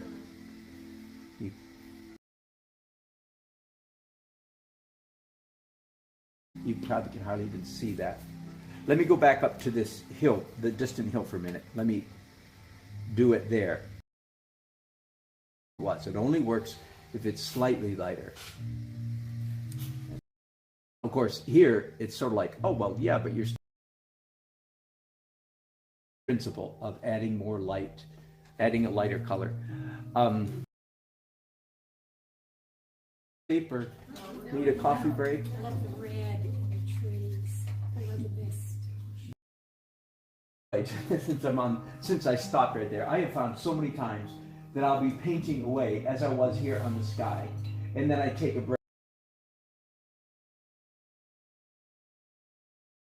And then when the sky, I go, oh. Before she thinks she and hours of blue to up here, and I'm going, oh wait a minute. Authentic surprised me, like, oh, this is how we paint bad.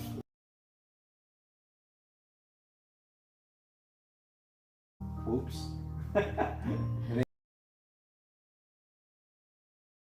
Is almost, didn't it? There's not much I need to do there. Just a little yellows, Naples yellow, a few accents.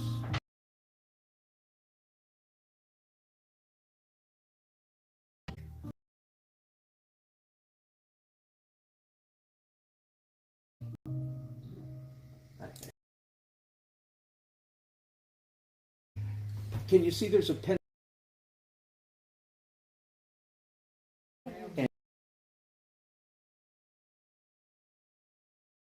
It's not an object.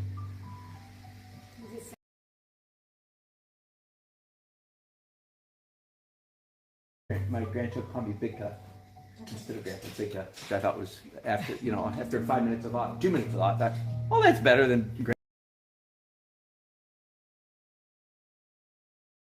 And so the answer is, why did I paint around that pencil line? And I've discovered the answer is always the same, but for kids, because I think it's going to look cool. or more adult art languages because it'll make it a better painting. See how opposite that is of why'd you put that there? Well, because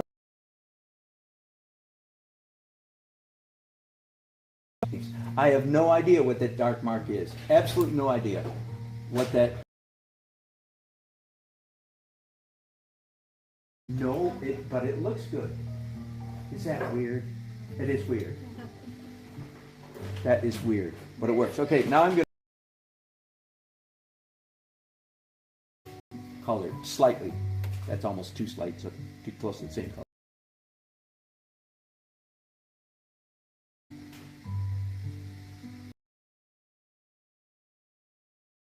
I might, here, let's play dangerously. Last night, Sam, come back to me in a minute. He's a friend of mine. He does this little light shines around an object, a color. That's much. But I think we can active light gain. If the light, it's going to spill out into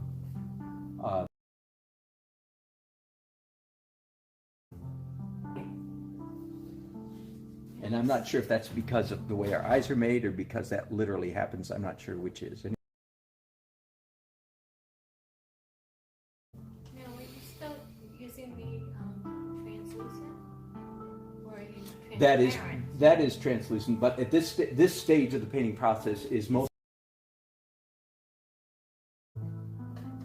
Any questions, thoughts, observations? Doggone, this painting might turn out.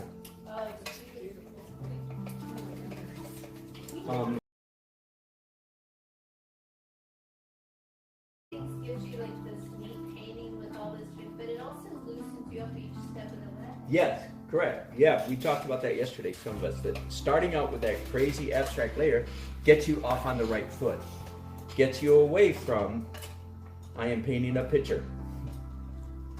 Hopefully. Here, I'm going to start this farm scene with a ridiculous abstract swoosh that has nothing to do with anything. Now, how much of that abstract are we seeing? I'm usually, these days, I'm often mildly, again, whenever that may be, I'll be better at keeping more of the abstract showing through.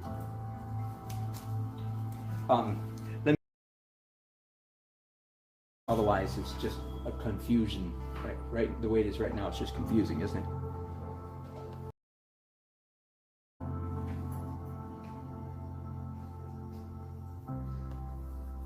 By the way, is the music playing okay to you guys?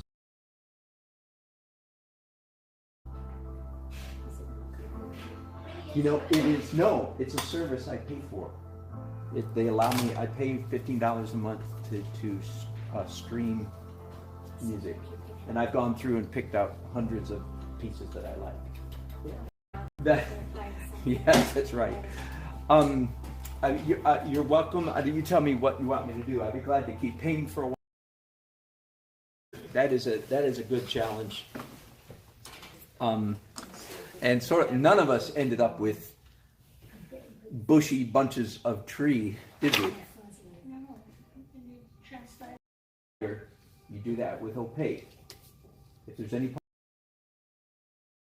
I'm going to start without cheating and then find out if green to represent these.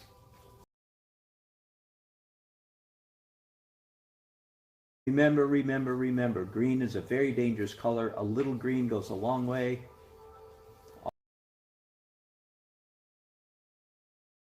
Sitting down, and I'm really tired of painting with one hand.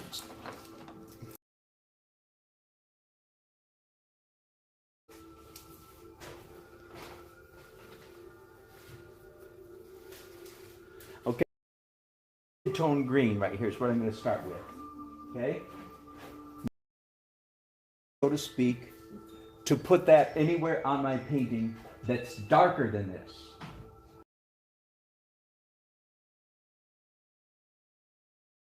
Okay. If I put it on somewhere lighter, our little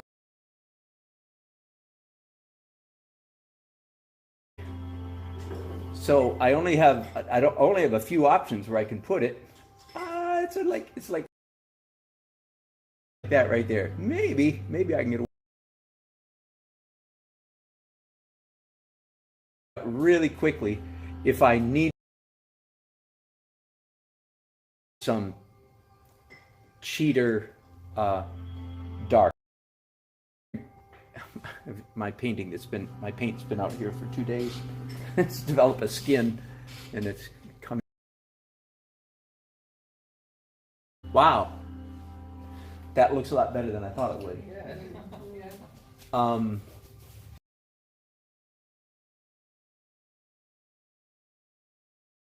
If I put this on anything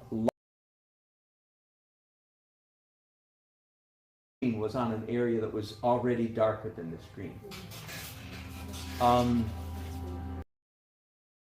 A good pile of dark black. You might call it green black. Now it's still black. Then I got to pick up the blue,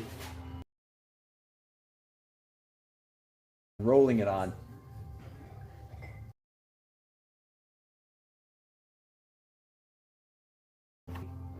A little bit of foliage really quickly.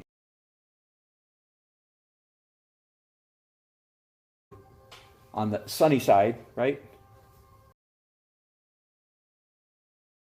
Credit for getting that right. Which way is the light coming from? Kicked out of the gate for getting it wrong. There's a lot of things in life that are actually like that. He doesn't put points on. So you can't. They won't let you. We won't let you get this wrong. Now I'm so well. Okay, now I'm mixing up lighter green for two reasons. One is the light's coming. Also, that principle I talked about earlier. Anytime you put down an opaque.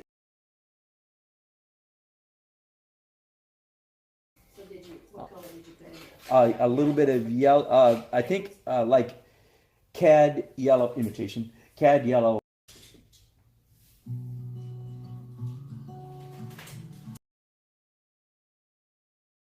Trees or bushes or grass even.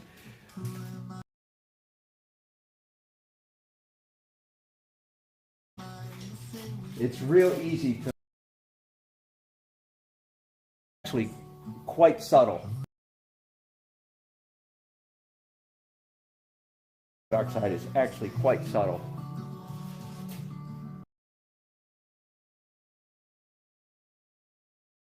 Too many words here. Shut up and paint.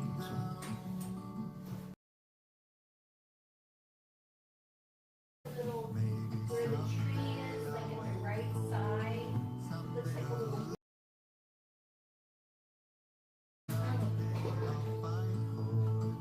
I like it all.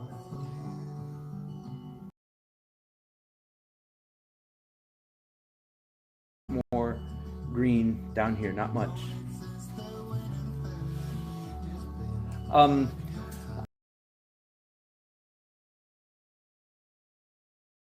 Now, honestly, when I look at this the way it is right now, and I'll work on it more tomorrow. I was painting all day. Crazy mess. How on earth did this happen? And I almost You'll take it. it's gonna turn out. Isn't that something? Actually, this will happen. I use trust the process. trust the process. Now, of course, I know what I'm doing, but even quote unquote knowing what I'm doing, I'm still surprised. Look at that. How did that happen? Higher canvas, the scumbling layer, but it's still peeking through everywhere. Yeah, that's what I want. The beauty is doing. A big part of which in my technique is to be fair, as I want you to,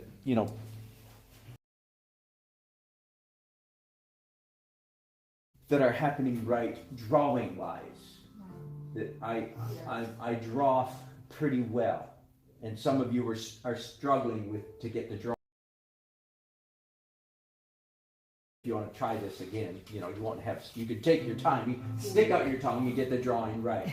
And if you project, it's all legal. Just remember your skills are deteriorating. So while you do that, then grab your sketchbook and do. Look at the difference that fence made that you put in there. I know. Look at that difference. The what made?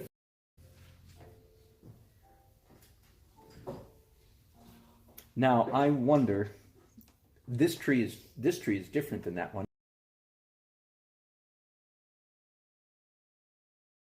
Some pale green. I don't know how much of this I can get away with, but I'm going to try some. Painting than what it's on top of. Otherwise, it looks really bad.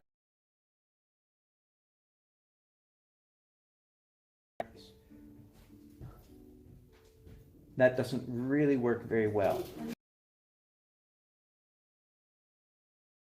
So, I think it's an easy fix.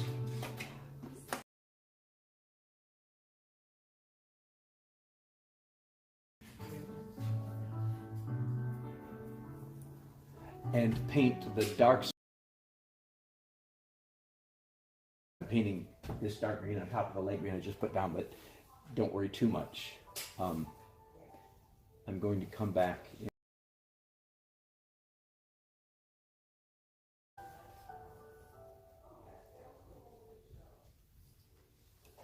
That doesn't look very good. Don't panic.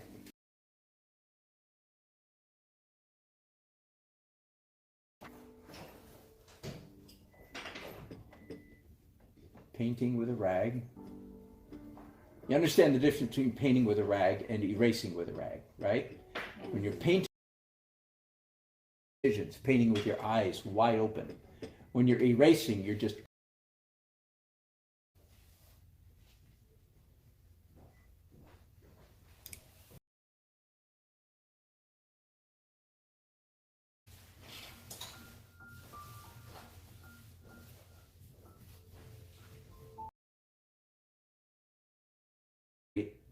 let's see what happens if we put some sky. Will it look more like tree?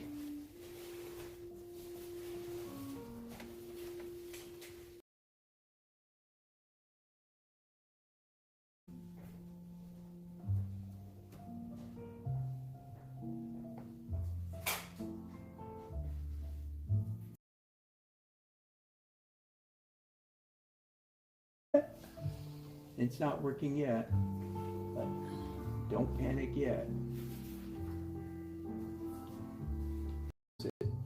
That just looks like doesn't work. Again, so. Woohoo!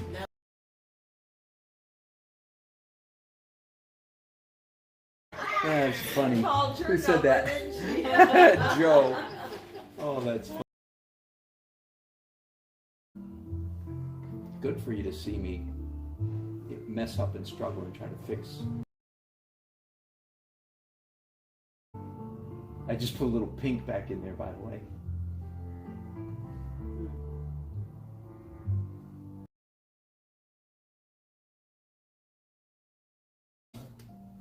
Oh, there's one. Thanks.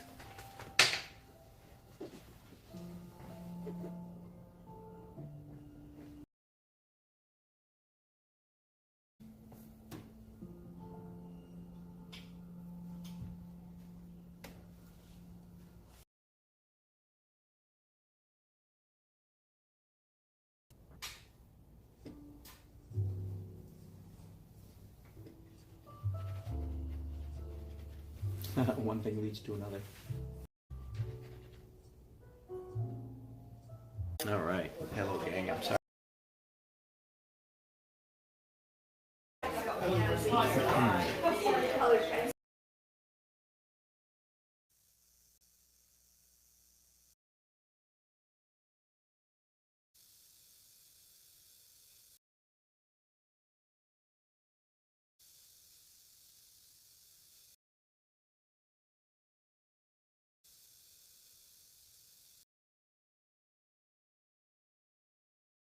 I'm sorry about that.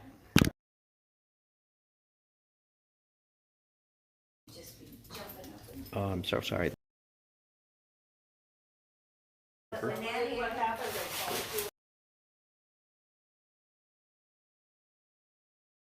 Tomorrow. For our spot receptions.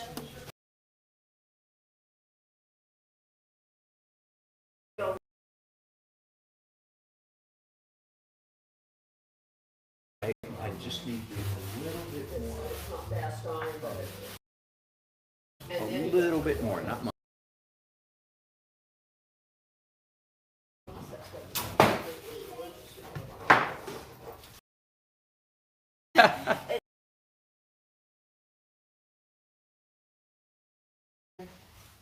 I know. I have something. It's, and when I grow up, I'm gonna pay one. Yep, Use both hands. definitely. Yeah, is that oil that, no? It is, yep.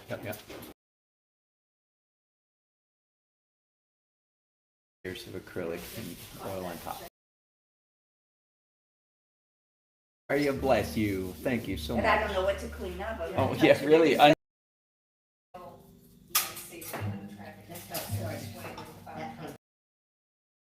Okay, what's the reason that you? Good.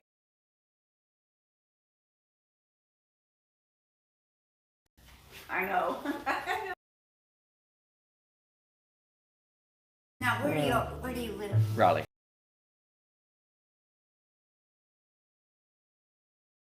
Quite ill. My husband feel ill. It's fabulous. I'll get it.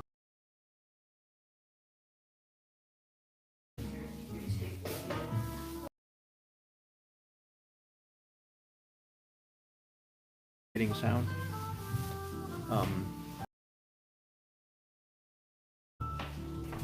Okay, thank you. Hopefully tell if I disappear again. Sorry about that. This class, I'm teaching in Southport, North Carolina. Quite delightful. Honored to be here. I'm sure I know I mean, her this stuff. this Is she is in art space? huge. She was. Yeah, She yeah. was.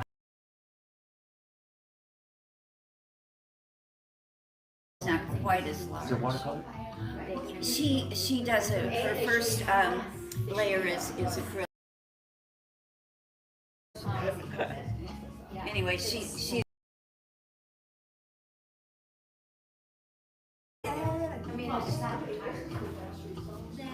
You know, I wonder if there's just because I don't know what to clean up either. The coffee for one.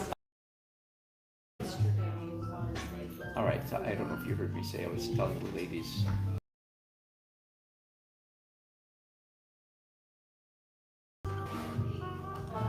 I was is turning out all right. I have to learn this lesson over and over and over again.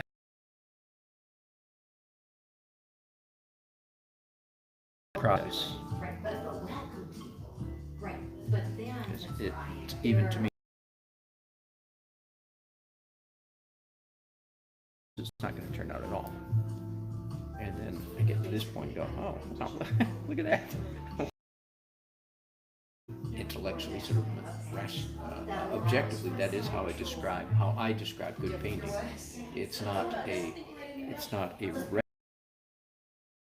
mediums into submission and forces his or her will upon iron will. It is dance between a serendipitous dance begins to emerge. Literal surprise.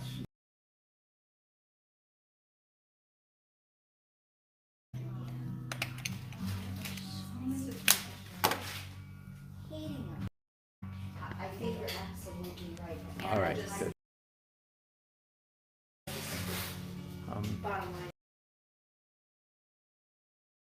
The light this week. Project need to be fixed, upgraded.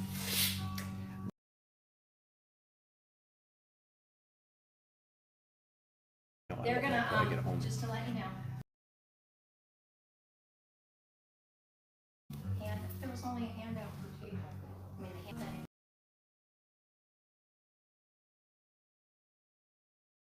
I didn't know I had any cheap paint in this kit, but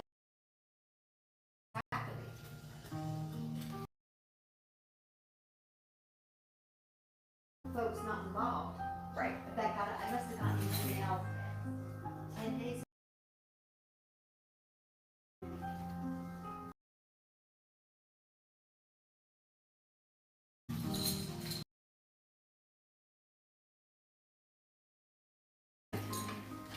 We definitely want to see that manuscript. More than one. Yeah, boy. Are you Like done that light making coming trash? back in there. no. I'm trying. No, you are. You do.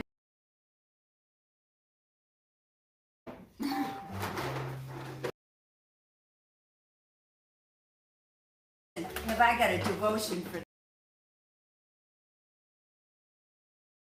grief? Oh. I might have to have you read part of it.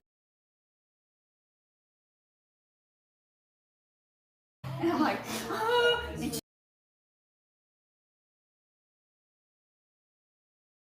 we couldn't. That's what you get for getting an expensive. Mini golden. Yeah, no kidding. It's gonna be euthanized. I said, I can't do that. I wonder why. Do you know, did it come out of a mill? Keep them, and we send her, here's the money, here's the dog, off we. Doing stuff people should see tomorrow. Yeah, I'm feeling like I don't want to leave because I don't miss it. One would Yeah. think the twigs went in after a full-blown sky. Yeah, yeah. Oh. I love the way it paints with two brushes.